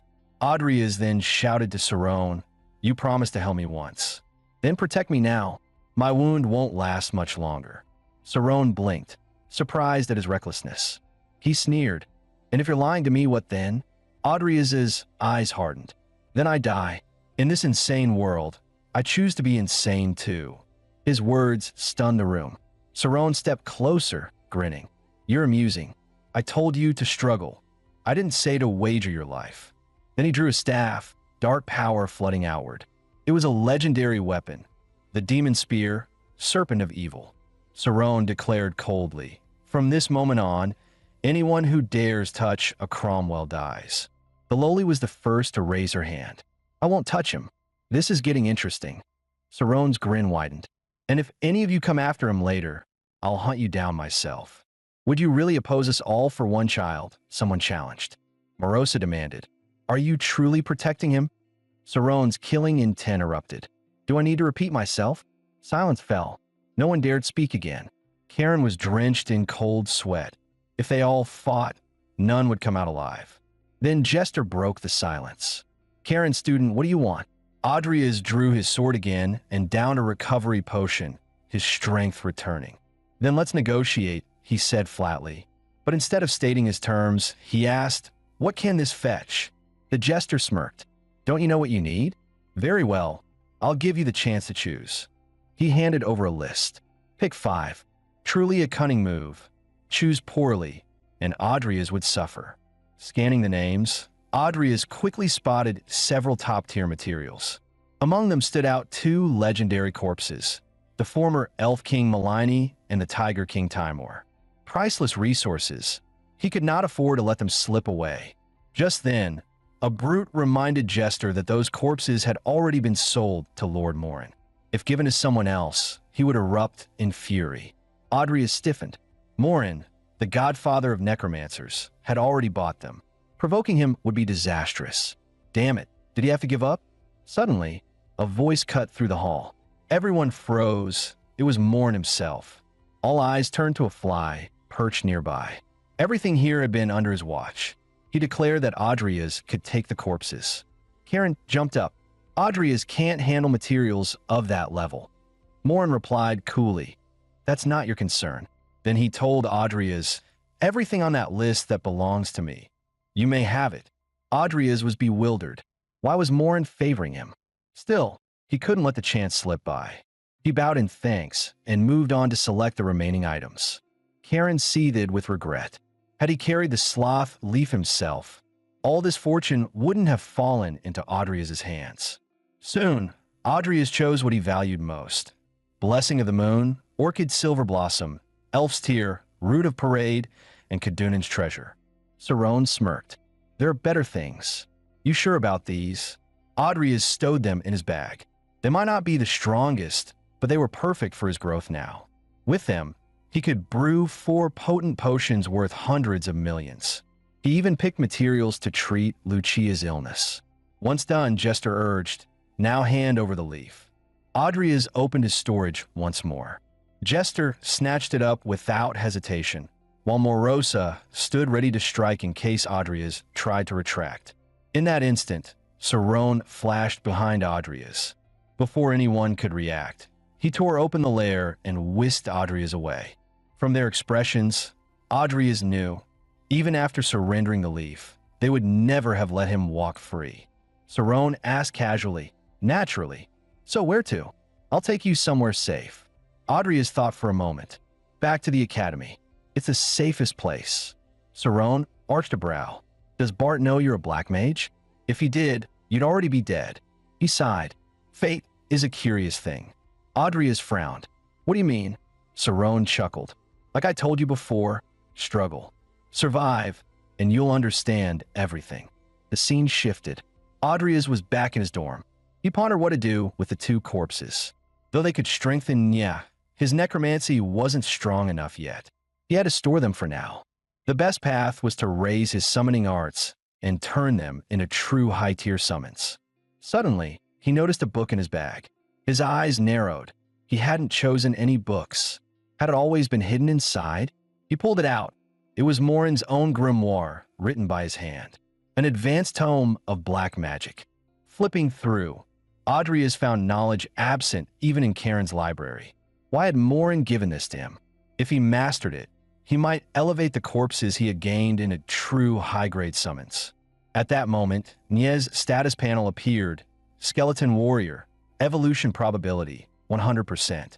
It listed 66 possible evolution routes. Evolve now? Audrey's heart pounded.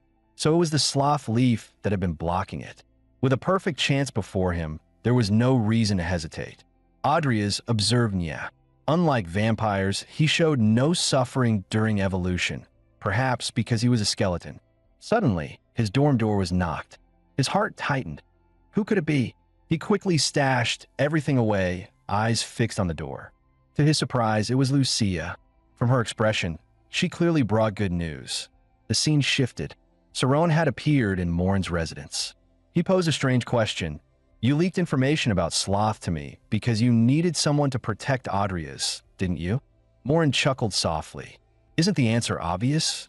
Saron blinked, then burst out laughing. You took great care of Cain, and now his son as well. Wasn't Cain betrayed by the Empire because of his ties to you? Morin interrupted. Do you know the origin of necromancy? It was born from the pursuit of immortality. More precisely, from the obsession to let the one you love remain by your side forever. Saron looked utterly baffled. Morin smiled faintly. You understand what I mean. Aside from Cain, it seems you have another connection to the Cromwell family. That secret won't be easy to pry from you. Then Morin asked, What's your opinion of Audrey's? Saron scoffed. Weren't you there to see for yourself? To him, Audrey's was fascinating, perhaps the craziest man in the world, even crazier than himself. He was already looking forward to that future. Meanwhile, Audrey's followed Lucia to her home to meet her father, William. His purpose was to settle the initial profits. Matters of money were best handled face-to-face. William welcomed him warmly, expressing gratitude for helping Lucia. Audrey smiled. Lucia helped me greatly too, and secured this fine deal. Lucia puffed up proudly. Senior, you should thank me. I vouch for this deal. William then handed Audrey a contract. He skimmed through it. He was to receive 60% of the profits, with $3 million per share, totaling over $1.8 billion. His eyes widened. He had never seen so much money in his life. To think, over 1,000 shares had sold in just 1 month. William reminded him, this is only the beginning. Once your name spreads, sales could easily double. William waved a hand. Enough business talk. It's lunchtime. I must treat you well. After all, this is Lucia's first time bringing a friend home. And more importantly, it's a boy. Audrey froze. Not good. Don't tell me he's misunderstanding.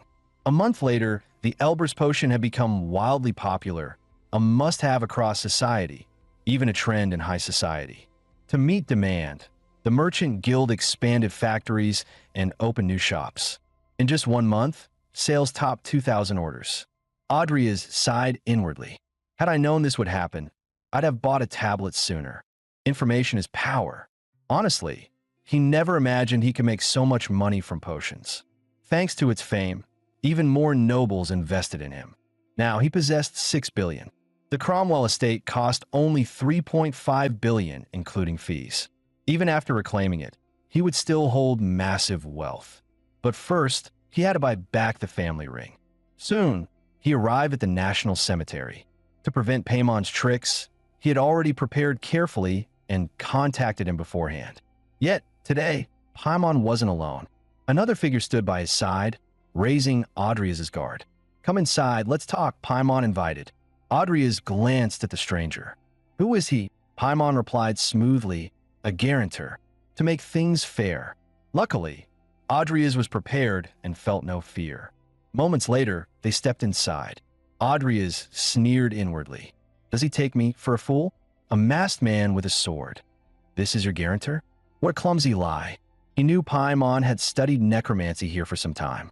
But in the game, he was even weaker than Karen.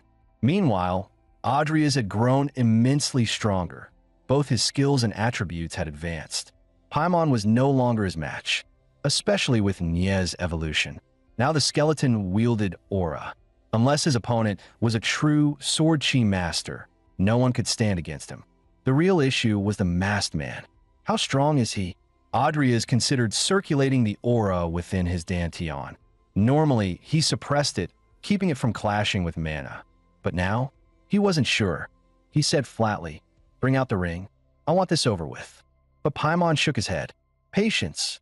Show me your stake first. The corpse I bought from you was ordinary, but since you were generous last time, I'll pay you 5 million as compensation." Adrias' expression didn't change. Paimon's eyes widened in disbelief. Then greed twisted his face. So, Adrias Cromwell has become a man of means. Lavish indeed. As they say, a starved camel is still bigger than a horse. Adrias exhaled slowly. As expected, 5 million won't satisfy him. Paimon's tone sharpened. 5 million? That's insulting. Silence doesn't come that cheap. Adrias asked calmly. Then how much do you want? Paimon's greedy gaze shifted to his storage bag. I heard you gained quite a haul at the gathering. 2 items should be fair trade. Adrias remained composed. He had anticipated this. Thank you for confirming it, he said coldly. 5 million. Nothing more. Paimon's face twisted with fury. You don't seem to understand what I'm saying. Adrias cut him off. I understand perfectly. You never intended a fair trade to begin with. Paimon's face darkened. The masked man slowly drew his sword. Negotiation was over. Adrias sneered. Good. I was tired of your charade anyway. With a wave, he summoned Nye. Both men froze. The skeleton had regrown flesh. Under the influence of the sloth leaf, Nye now carried the backslash, sloth wraith, trait, his power reaching legendary level. Yet Paimon did not back down. Split the loot in half, he whispered to the masked man. Kill the boy. Before his words even faded, Nye blurred and appeared behind him. The masked man reacted instantly, intercepting the strike with a flash of steel. Adrias' voice cut through the air. Then let's settle this by strength. The masked man was stunned by Nye's impossible speed. Paimon's heart nearly stopped. Had Nye been a hair faster, his head would have rolled. Suddenly, the masked man's cloak flew toward Adrias. He recognized it instantly, packed with miniature bombs, a classic black mage trick. With a swing of his sword, Adrias sliced them apart before they could detonate. His mind raced. This man can fight Nye and still target me? Who the hell is he? The masked man dashed forward, sword aimed at Nye's skull. Nye parried, but a slash still tore across his face. Yet in that instant, the man left his footing exposed. Nye's hand clamped onto his ankle. Damn! Nye hurled him skyward, his blade already glowing. A surge of white aura exploded, flooding the battlefield. Adrias' eyes widened. Nye can channel aura into his sword. With a dantian gained from evolution, it made sense, but it was still shocking. The masked man's resilience only deepened Adrias' suspicion. This one isn't ordinary. Who is he? With lightning speed, the man lunged again. Blades clashed, sparks filling the room. But slowly, wounds opened across his body. Nye surged forward, blade striking like thunder. The man countered with a sudden lunge, his sword piercing Nye's chest. Triumph flashed across his face, then vanished in a horror. Nye's body ghosted through the blade. In a blink, he was in front of the man, his legs turning solid as he unleashed a crushing kick. The man was blasted through the window. Adrias looked out, yet the man did not fall. Paimon's undead had caught him. The masked man spat coldly. If you want more, you'll have to work harder. Adrias cursed. Damn it. He used the distraction to summon undead. Paimon's eyes gleamed with greed. That skeleton is a treasure. Kill them, and everything is mine. His necromancy surged. An army of skeletons erupted from the ground. Even the corpses buried beneath clawed their way up, surrounding the entire house. Damn it, Adrias cursed. He signaled Nye to split their assault, kill Paimon, and the entire siege would collapse. As the skeleton army poured into the hut, he burst forward, breaking through their encirclement. They couldn't truly harm him, but constant attrition would wear him down. With a sharp breath, he conjured a jagged stone spike and hurled it, blasting open the front line. Not enough. I need a real breakthrough. Suddenly, skeletal archers loosed a volley at him from the shadows. He swung his blade in a sweeping arc, shattering every arrow midair. Exploiting their reload delay, he dashed in and cut them down in a single strike. Paimon scowled, disbelief twisting his features. Losing to a child? Impossible. Then cold steel kissed his neck. Nye had appeared right behind him, yet the masked man intercepted once more. His eyes narrowed. A skeleton wielding aura? Impossible. But Nye's instinct screamed danger. The swordsman was striking again. Boom! An explosion blasted Nye off his feet, hurling him against the wall. Adria staggered, chest heaving. The skeletal swarm pressed harder, leaving him no chance to even drink a potion. The tide was turning against him. His stamina was nearly spent, and Nye's condition was uncertain. Distracted, he was slammed by another skeleton, his body going numb as though every muscle were being torn apart. Then a zombie skeleton spat corrosive bile, dissolving his cloak in seconds. Adrias clenched his teeth. I have to hold out until Nye returns, but can I? Suddenly, a massive shadow fell over him. He looked up, an elite skeletal warrior, axe raised high. Adrias barely blocked, the impact blasting him several meters back. His arms trembled. He could hardly withstand another strike. Desperate, he lashed out with a rising kick, knocking the axe from its grip. But the blow did no damage. Staggering back, his vision blurred. A lesser skeleton lunged, its skull smashing down on his head. A deafening roar rang in his ears. His consciousness began to fade. Am I dying here? To a mere skeleton? If I die, what will happen to Amy? What about Lucia's illness? And Vivian? I finally found a reason to live. I can't. I won't die here. Under the relentless assault, his aura flared violently, surging toward its critical limit. At that moment, a system prompt echoed. Through relentless training and life-or-death struggle, you've awakened Sword Chi. You can now channel aura. Thanks to his dual core trait, both mana and aura could now flow together. Adrias gripped his sword once more, the blade humming, and cleaved through a skeleton in a single strike. I have to go back to the place that belongs to me. As he cleared the battlefield, Nye had already slain the masked man and subdued Paimon. Adrias approached slowly, demanding the ring. Paimon forced a laugh. Put the sword away, we can talk. One man's already dead. Negotiations should be easier now. Adrias glanced at the corpse. No evidence could be left behind. He picked up the masked man's sword. It felt far more suitable than his own. Paimon still hadn't realized the situation, blinded by greed. Adria's gaze turned cold. With a swift stroke, he severed Paimon's arm. I'm done talking. Screaming, Paimon immediately revealed the ring's hiding place. But before Adrias could move, Paimon's body convulsed violently, choking as if poisoned. Moments later, he lay still. Adrias sighed inwardly. He had meant only to punish him, but this outcome was convenient enough. Examining the sword, he noticed the blade coated in venom, deadly swordsmanship laced with poison. Who was this masked man? Suddenly, he recalled the name Paimon had uttered. Dan? Could it be Brody Dan? If so, the mask itself was a treasure. Adrias lifted it off. The moment he wore it, his features transformed entirely into another man. The mask altered appearance completely, an artifact of disguise. That confirmed it. This was the infamous Brody Dan, the instigator of war in the game.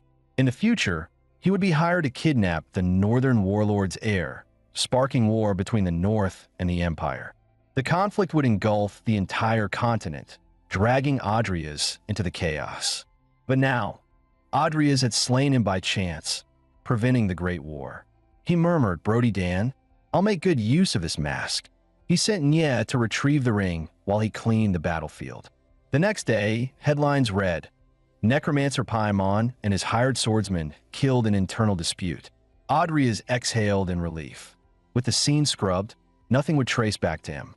Soon after, he reclaimed the Cromwell estate, finally back in the hands of its true heir. He couldn't wait to see Amy's reaction. Suddenly, hands covered his eyes from behind, a playful voice giggling. "Guess who?" Adrias sighed. "You're speaking out loud. What's there to guess?" Lucia puffed her cheeks. "So boring. Even when your cute junior visits, you don't react at all."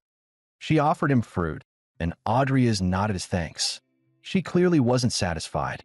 What else could I say? He thought. She pressed him about his injuries. He lied, saying it was from overtraining against a strong sparring partner.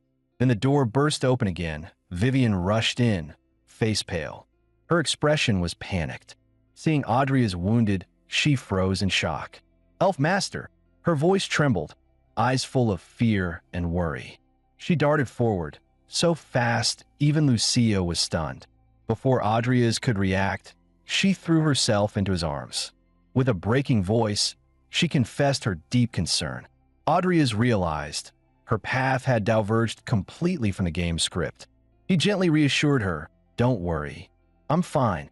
Lucia watched the scene in silence. A stabbing ache welled in her chest. So this is heartbreak. Too painful. A week later, Adrias had reclaimed the family ring and invited Amy along. She frowned in confusion. What's all this secrecy? Why shut the windows? In this luxury carriage, you must have spent a fortune. The carriage halted. "Where are we?" she asked. Adrias only smiled. "My dear sister, step outside and see for yourself." A familiar voice rang out. Amy turned in shock. It was their childhood maid, Luffy. Adrias explained calmly.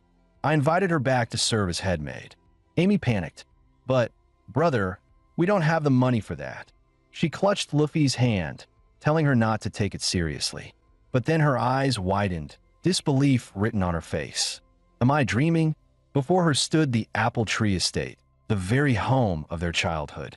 Why bring me here?" Amy's voice shook. Adrias handed her a contract. "Read this." Her hands trembled. It was the deed to the house. "You bought it back? Don't tell me. You did something wrong to afford this." Adrias chuckled and revealed his patent documents. "I invented a potion. I bought this place with the money from selling it." Seeing the news clippings, Amy finally believed him. Adrias said gently, "You don't need to work in the restaurant anymore. My earnings will last us a long time." Amy's eyes welled with tears. She felt crushing guilt for misunderstanding him, for resenting him over the ring, for all the harsh words she'd spoken. Adrias reassured her, smiling softly. "Don't cry. I never blamed you. From now on, I'll be the brother I should have been, and make up for everything I failed to do." Yet inside, he knew his combat strength was still lacking. Morin's black grimoire had been invaluable. Without it, relying on Karen's outdated texts, summoning advanced undead would take years. Now, his second trait had awakened, granting him a unique skill. Deep insight, a trait that boosted his understanding of principles, allowing him to master skills and knowledge faster. With Morin's knowledge, he was ready to attempt higher-level undead summoning. He had rehearsed dozens of times already, eliminating every possible cause of failure. Channeling his dual cores, Adrias began the ritual. Mana surged within him. Aura sustained his body. No more fear of collapse. Nya, too, was evolving. With his growth and Tamer's strength added in, Adria's power alone could rival a full battalion. A system prompt appeared. Summoned creatures' stats exceed the summoners. Stability decreased. Due to the Tiger King's traits in life, additional effects granted. As the ritual circle flared, the beast's eyes snapped open. Summon successful. Rank, legendary. Its sheer might forced an automatic evolution into an undead champion, nearly transcendent in level, regaining fragments of self-awareness and retaining 2 unique skills. The roar shook the air. Thankfully, Adrias had prepared a soundproof barrier where the entire academy would have been alerted. He ordered coldly, "From this moment, you serve me." The Tiger King, Time Moore, bowed. With such a force, even Karen was no longer untouchable. Soon after, the final exams began, set upon the frozen peaks of Mt. Bipora. The examiner announced the rules. Theme, survival, and points. Students would spend 72 hours on the mountain, collecting hidden point markers. Bracelets would track their totals, and allow points to be stolen by defeating others. The crowd erupted. Trust would be impossible. Allies today could be predators tomorrow. Time passed. With 46 hours remaining, Adrias climbed along the cliff face. A full day had gone by. He knew the summit plateau was a natural fortress, perfect for defense and offense alike. Establishing a base there would be invaluable. But when he reached the top, someone was already there, Diana. She maintained both a wide-range detection spell and a barrier. Useful but draining. Once her mana ran out, she wouldn't survive long in the blizzard. And sure enough, her reserves were nearly gone. Adrias weighed his options: steal her bracelet now and remove a rival, or gain a powerful ally. As he approached, Diana startled. He warned calmly, "Magic is convenient, but reckless use only dooms yourself." She glared. "You just wanted to let my guard down, so you can take my bracelet." Her spells still shimmered, but in the next moment, her mana sputtered out completely. Adrias sighed. "Told you this would happen. So here's my proposal." She quickly stepped back, save from a distance. Adrias shook his head. That old disdain for his name lingered. He removed his hat. "Let's form a team. Alone, you'll fall the moment something goes wrong. With a partner, you stand a chance." Diana hesitated. The memory of Adrias the delinquent clung to her mind. Yet his recent transformation gnawed at her certainty. Could he be trusted? Seeing her torn, Adrias drew out a bag of rations. "You haven't eaten all day. Think you can resist this?" Her noble facade cracked, hunger betraying her completely. Adrias grinned. "Then let's work together." Meanwhile, two goblins were slaughtering students without pause. The shorter one grew furious. They were supposed to find a green-haired student, yet after several kills, none matched. He spat on the corpses in rage. Suddenly, a floating eyeball appeared, startling them. Staring at the bodies, Guideville snarled, "You idiots! Are you blind?" The bulky goblin quickly apologized, still puzzled. Why kill a student in a place like this anyway? Guideville waved him off. "Don't ask. Just follow Lord Jester's orders." Though annoyed, the two monsters had already taken the payment. There was no turning back. They decided to track their target by scent. Human odor was simple, student or teacher. As long as they avoided the professors, the job would be done.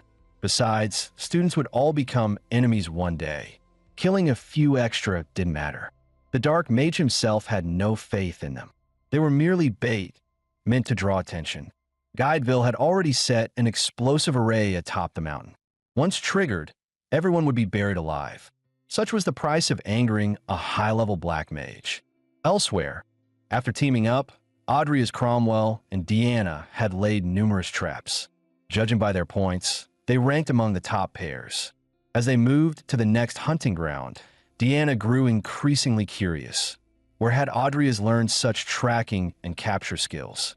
Stranger still, he moved swiftly through rugged mountain paths, nothing like a mage at all. It felt as though he had become a completely different person. Finally, curiosity overcame her. "Honestly, you used to be a complete loser. What happened to you?" she asked bluntly. Adrias replied calmly, "If I didn't change, I would have lost everything. Like you said, I was trash. Back then, I couldn't even protect my sister Amy, my only family. I wasted more than 10 years. When I finally realized it, I swore to change. That's when I found I wasn't useless after all. I had some talent."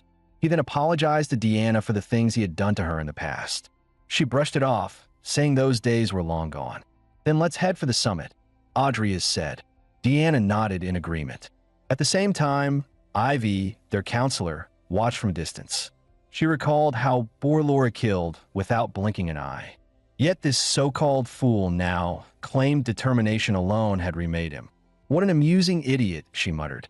Adrias studied the map in his hand. "A few more minutes, and we'll reach the destination." Points could be earned not only by stealing bracelets, but also by securing marked items on the map. If they ambushed those spots, they would inevitably encounter other students. Just as he signaled Deanna to set up, a massive axe whistled through the air. Adria's reacted instantly, barely dodging. Tengolin kekled, hev. Two more prey. And finally, someone with different colored hair. Seeing their build, Adria's immediately recognized who they were. Deanna rushed to his side, asking if he was hurt. Adria's steadied himself, though his eyes darkened. Some of the students were still alive. Deanna froze in shock. Just what had happened here? The goblin's gaze snapped back to Adria's. One pulled out a contract, sneering. Green hair, it's you.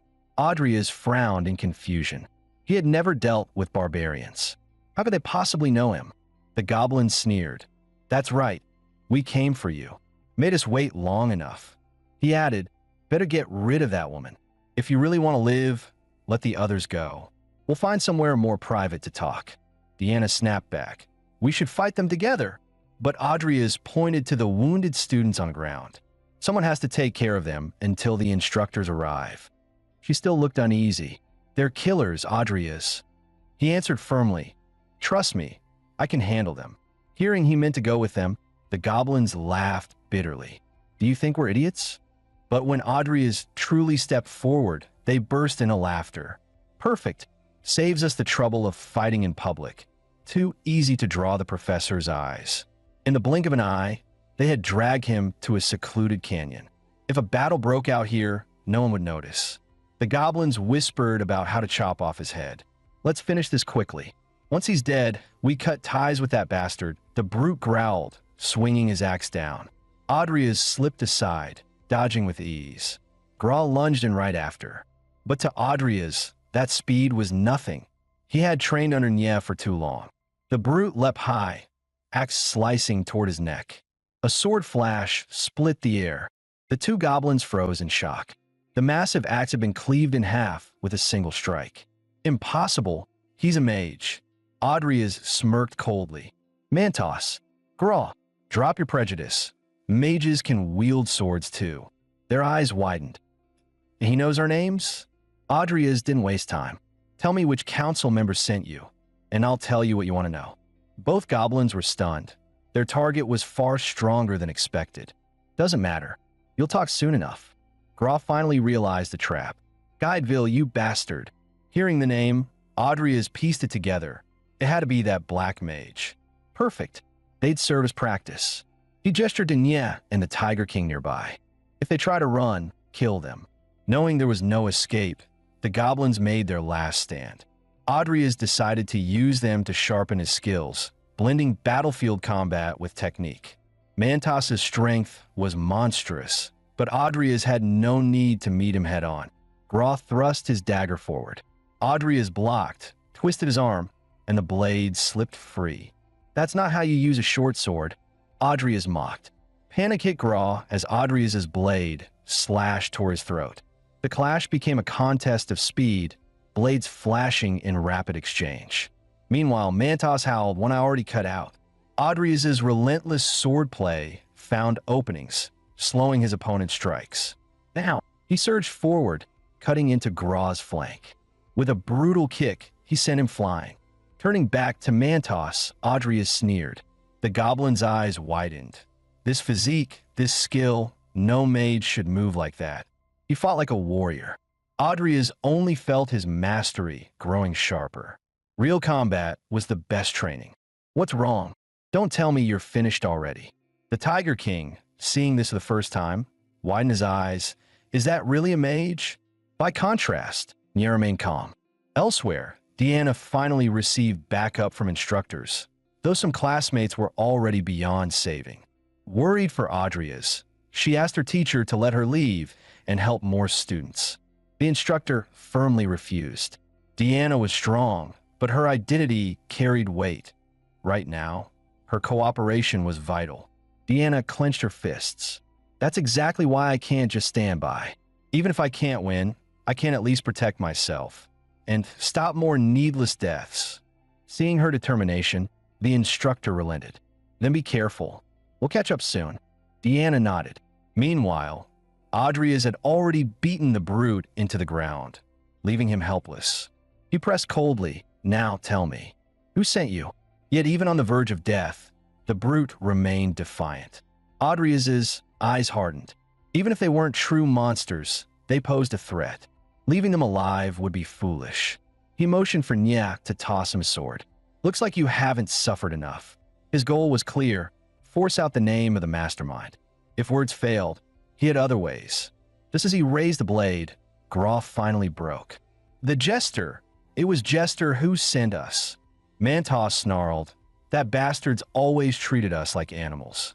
Why should I show loyalty? Gra added. And it's not just us. There are other dark mages involved. Audrey stiffened. He had suspected someone from the council, but Jester? That was trouble. After all, Saron had already given a clear warning. No retaliation afterward. If Jester still dared to move, it meant he believed he could silence Audria's and escape unnoticed. The mass slaughter of students, likely their own cruel initiative. Where are they hiding? Audria's demanded. Gra shook his head. I don't know. Even dark mages won't openly oppose Rodrin. They won't show themselves. Maybe they plan to trigger a disaster, burying everyone here. Audrey sneered. So that was it. The clown wanted to disguise it all as an accident, eliminate him, and walk away with an alibi, safe from both Saron and the academy. As Gra tried to slip away, Audrey's voice cut cold. After butchering so many students, you think you can walk free? Even if I spare you, this mountain will not. The scene shifted. A lone figure trudged through the blizzard, finally reaching the summit. Yet Audrey's was nowhere to be seen. Just then, Deanna felt something beneath her foot. She glanced down. A trap array. Damn it, an ambush! In the next instant, an attack streaked toward her. Fortunately, her shield was already up. She shouted coldly. Who are you to attack students of Rodron Academy? A voice sneered from the shadows. And what little rat dares intrude on our ritual ground? You no ordinary student, are you? Deanna readied herself for battle. So you planted these traps on purpose? Don't blame me for killing every last one of you. She began chanting, mana flaring violently, swelling into a blizzard around her. Guideville's eyes widened. Dual casting? She had fused blizzard and ice magic. Countless ice lances shot from her hands. One dark mage, too slow to raise a shield, was killed instantly. The others were shocked by her destructive power, but the spell drained her heavily. Impressive such power at your age, one mocked. But you're still just a brat. He snatched up a nearby eyeball. Pressing it to his forehead, he grinned. Let's play a little game. At once, tentacles sprouted grotesquely from his skull. Within moments, his entire head was covered, his form twisting into a monster. Meanwhile, Ivy discovered the students slain by monsters. None were breathing. Then, a roar echoed across the snow. What the hell was that? Tentacles lashed furiously at Deanna. Weakened from her spell, her mana was nearly gone. Other dark mages slipped behind her for a sneak attack. Focused on the tentacles, she failed to notice until a spell slammed into her side. Her shield held barely. She was hurled several meters away. One mage against so many, it was too much. Guideville laughed triumphantly. I was right. You're just a child. That's your pride? Adding another ugly head to your already ugly face. Enraged, the creature roared. You dare call me ugly? I'll tear you apart. Deanna smirked. Threats like that only make you sound more pathetic, octopus freak. But her mana ran dry. Damn, is this the end? Game over. The massive tentacles crashed down. A mage with no mana was nothing but a lamb to slaughter. Unless that mage wielded a sword. At the last moment, blades of light tore through the air. A masked, long-haired swordsman burst onto the scene, severing every tentacle in a single strike. Gasps erupted. Deanna stared in shock. Who was he? With the mask he'd received from Dan, no one recognized Audrius. He declared coldly, I'm a mercenary of Rodrin Academy. Leave now, I'll handle the rest. Deanna hesitated only a moment. Can you really face these maniacs alone? Audrius answered, their goal isn't just us. They want to trigger an avalanche across the region. Warn the others now. Until she left, he couldn't summon Nya or the Tiger King. His power was limited. Guideville roared, bewildered. Damn you. Has our plan been exposed? Who the hell are you? A dead man doesn't need to know. Ask in hell. Tentacles surged at him. Adria's didn't flinch. He charged headlong to meet them. His sword danced like lightning, slicing the appendages apart as though they were nothing. The other dark mages unleashed their spells, a storm of attacks raining down.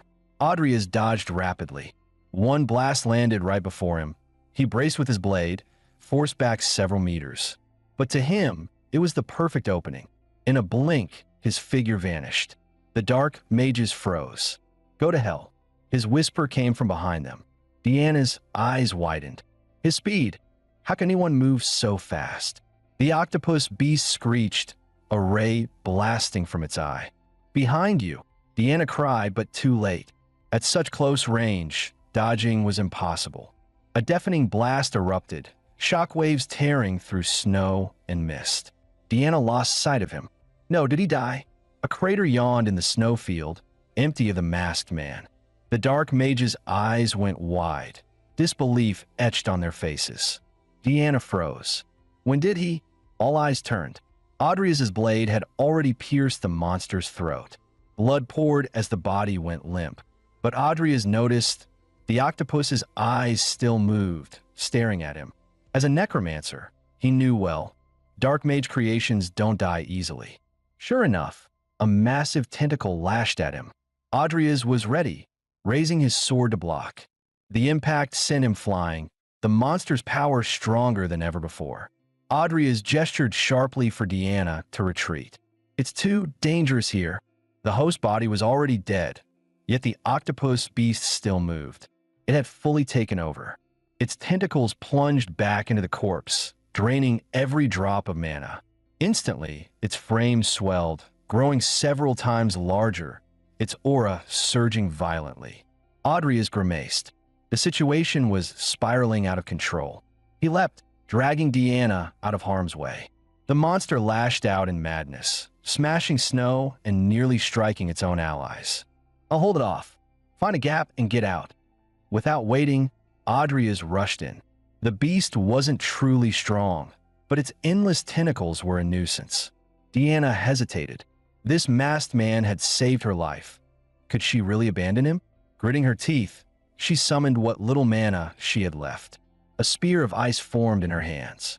She compressed it tighter and tighter, sharpening its edge. Within moments, the spear flattened into a razor-thin blade of ice. She raised it, the glow fierce and cold. Meanwhile, Adria's kept fending off tentacles. If only he could summon Nye and the Tiger King, this fight would already be over. Suddenly, he sensed a surge of power behind him. He turned. Deanna was still there, still stubborn, still defiant. As Adria's forced distance between himself and the beast, Deanna struck.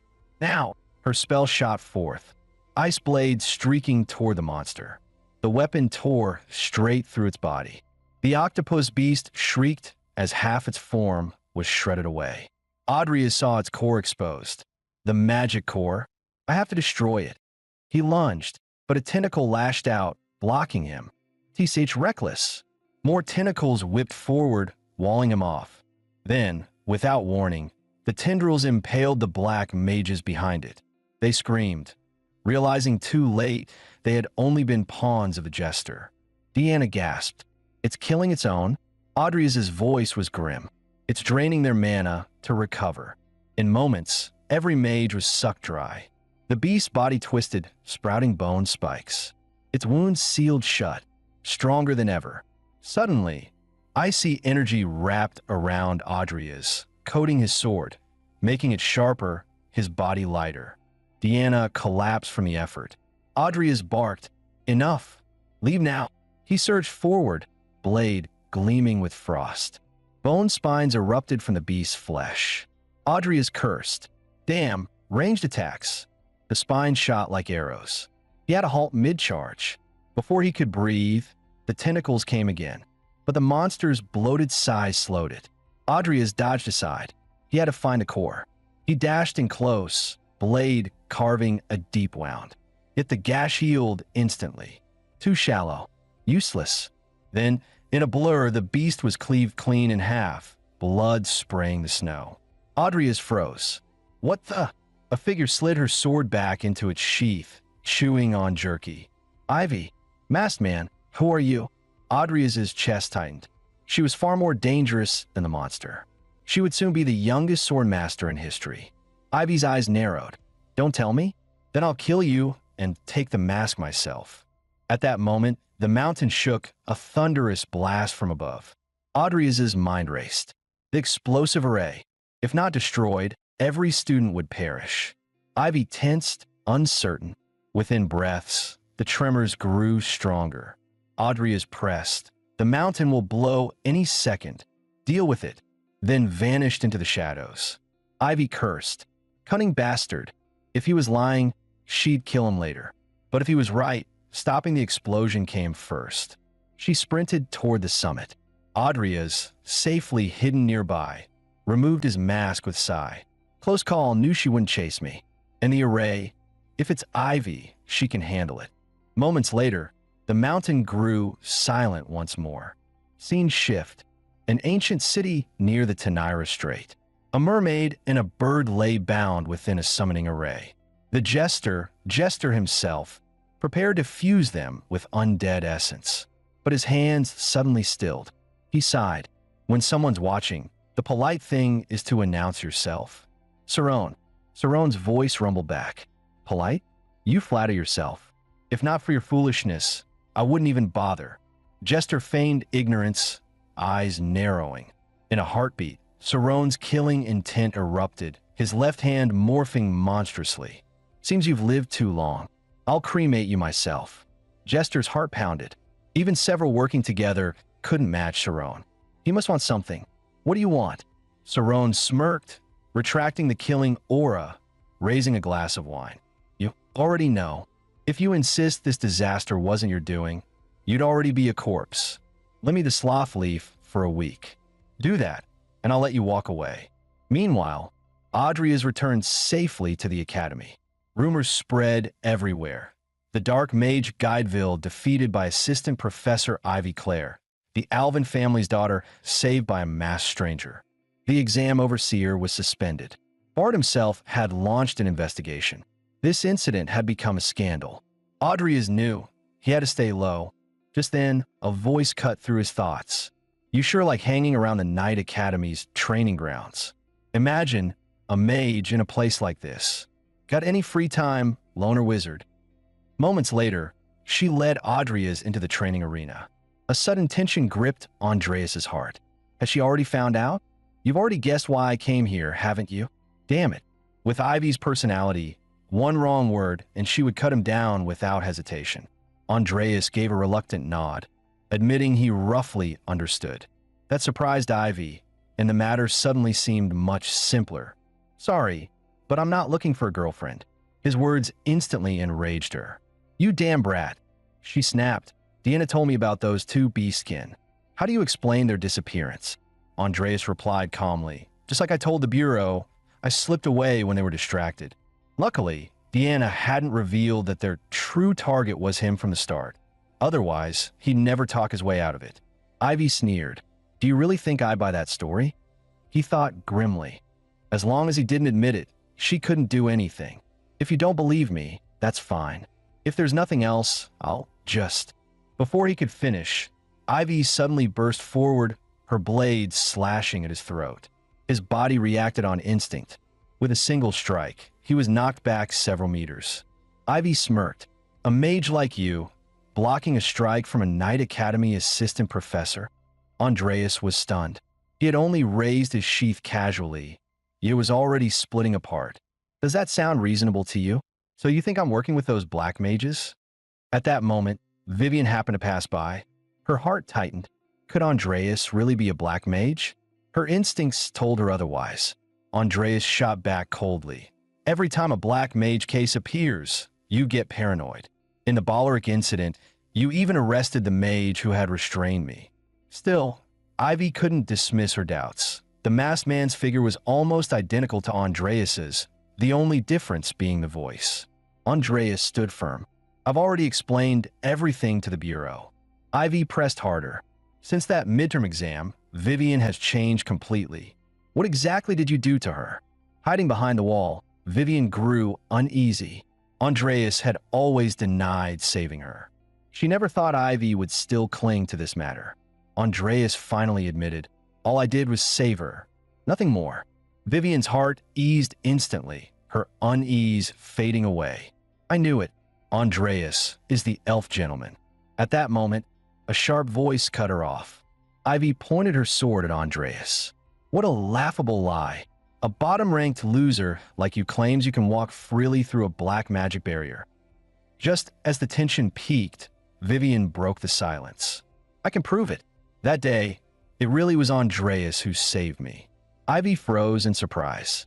She never expected Vivian, who rarely spoke to anyone, to vouch for him. With a snort, Ivy sheathed her blade. "You're lucky this time. But don't think it's over. I'll be watching you, Andreas." Andreas simply thanked her. At least one thing had been confirmed: the elf gentleman. After the exam, he set off on his way home. To his dismay, Sarone suddenly appeared before him. One of the continent's strongest figures, showing up in public like this. It was reckless. Sarone scowled. "Brat, I'm giving you a personal lesson. You're too weak. Everyone's hunting you down. We start now." Andreas could only sigh. He hadn't absorbed a single word. Sarone asked, "You know the chi in your dantian and the mana in your heart are essentially the same, right?" Andreas nodded. With dual cores, they could be converted, even used at the same time. That was how Sarone created his unique technique, transfer. Under his guidance, Andreas trained for just 10 minutes, and his mana to chi conversion speed more than doubled. For Sarone to invent such a method, it was incredible. Once Andreas had the basics, Sarone said, "That's enough. Too many eyes here." Just as he was about to leave, Andreas suddenly thought of a question that had long troubled him. "Do you know anything about my father and the Clemmel family?" Sarone hesitated for a moment before speaking. Cain was once a disciple of old Morena. Andreas's heart jolted violently at the words. But Sarone offered no further explanation. The matter was too complicated. He turned and left, leaving Andreas in confusion.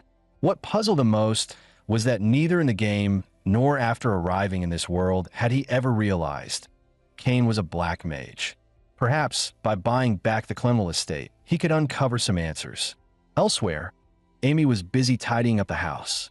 The butler, Luffy, interrupted, saying, "Regarding the master's study, there may still be valuable items left behind. Miss Amy, you should inspect it first." Hearing this, Amy rose immediately. Perhaps she could find something her father had left behind. Standing at the doorway, she recalled playing hide-and-seek with her brother there, often scolded for making a mess. More than 10 years had passed in a blink. The door creaked open slowly.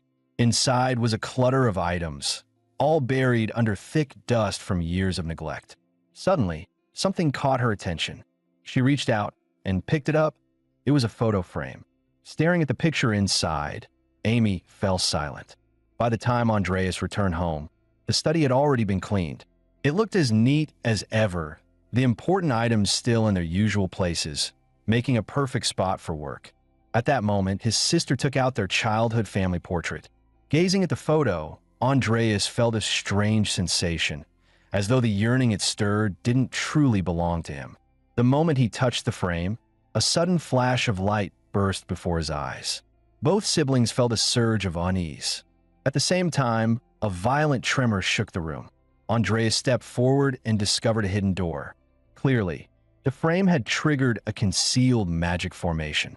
And since it only activated when both of them touched it together, it meant whatever lay inside was either Cain's inheritance, or perhaps his will. "Let's go in. If it's hidden this well, there must be something important inside." Andreas gestured for his sister to stay outside. "It might be dangerous in there." But Amy, uneasy, insisted, "We should go in together." He shook his head. "There are magic devices here. For you, it's too dangerous." Amy realized she would only slow him down, so she simply urged, "Be careful, brother." To his surprise, inside was a vast underground chamber. A strange sensation swept over him. It was the aura of black magic items, the same feeling he had sensed from the leaf of sloth. He walked down the dim corridor. A bizarre tree came into view, surrounded by blooming flowers. As he drew closer, he recognized them, rare elf flowers. At that moment, a system prompt appeared. Apocalypse, Chapter 0, Pure Original Sin. This was the true body of the apocalypse. Not even in the game had he ever seen it. Why was it here? On one of the branches hung a sealed letter. It had to be Kane's. Perhaps it contained vital clues. The moment he opened it, a massive magic circle flared behind him. In an instant, he was dragged into a consciousness realm. Before he could react, a hand pressed down on his head, startling him. At the same time, memories surged into his mind. They were Kane's memories. As expected, Kane truly had been Morn's disciple. Under his care, a seed had slowly grown over time.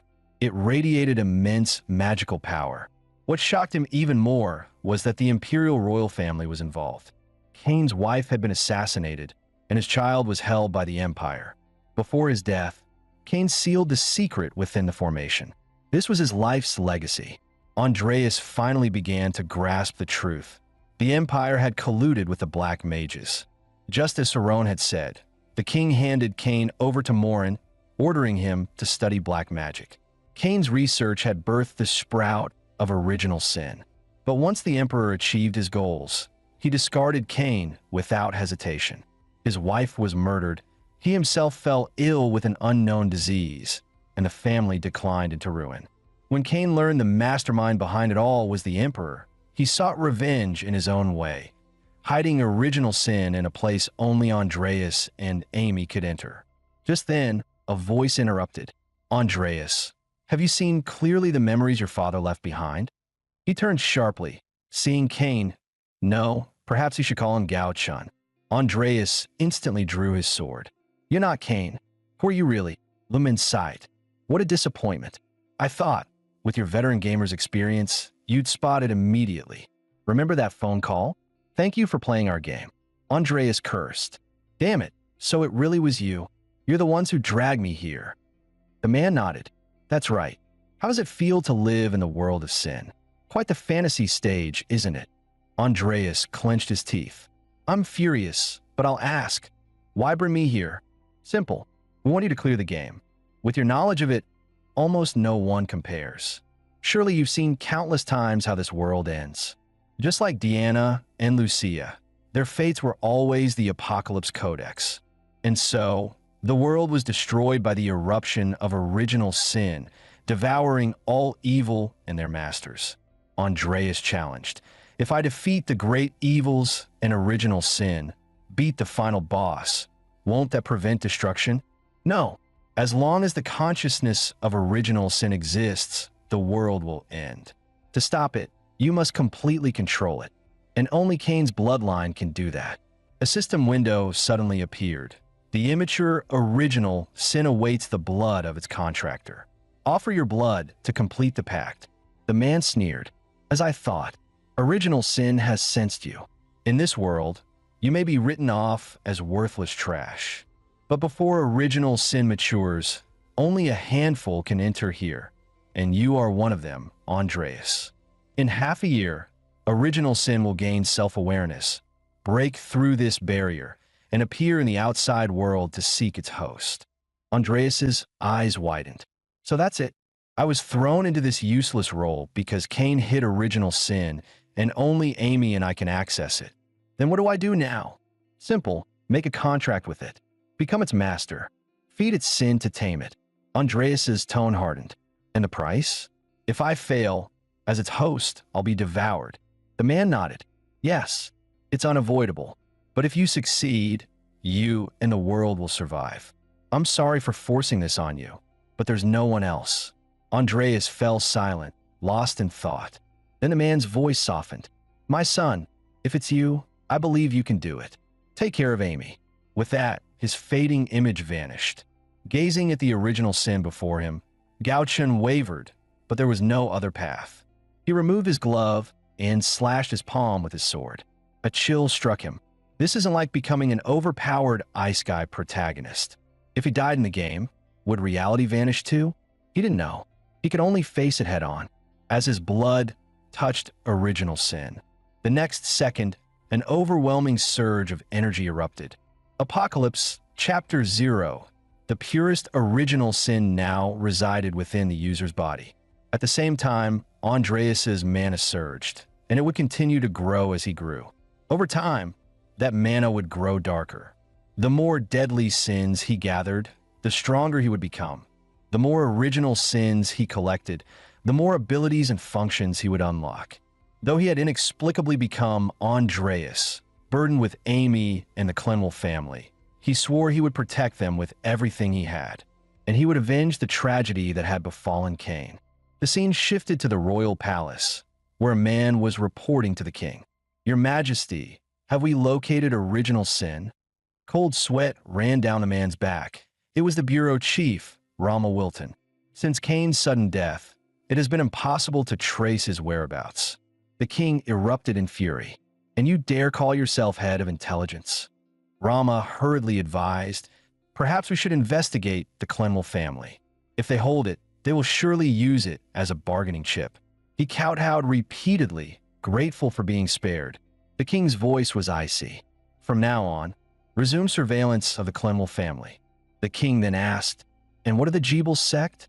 "They may have hidden the sin for their so-called divine summoning." Rama replied quickly, "I have discovered suspicious activity. A large gathering is expected soon for their summoning ritual." The king nodded coldly. "Good. Keep close watch on their every move."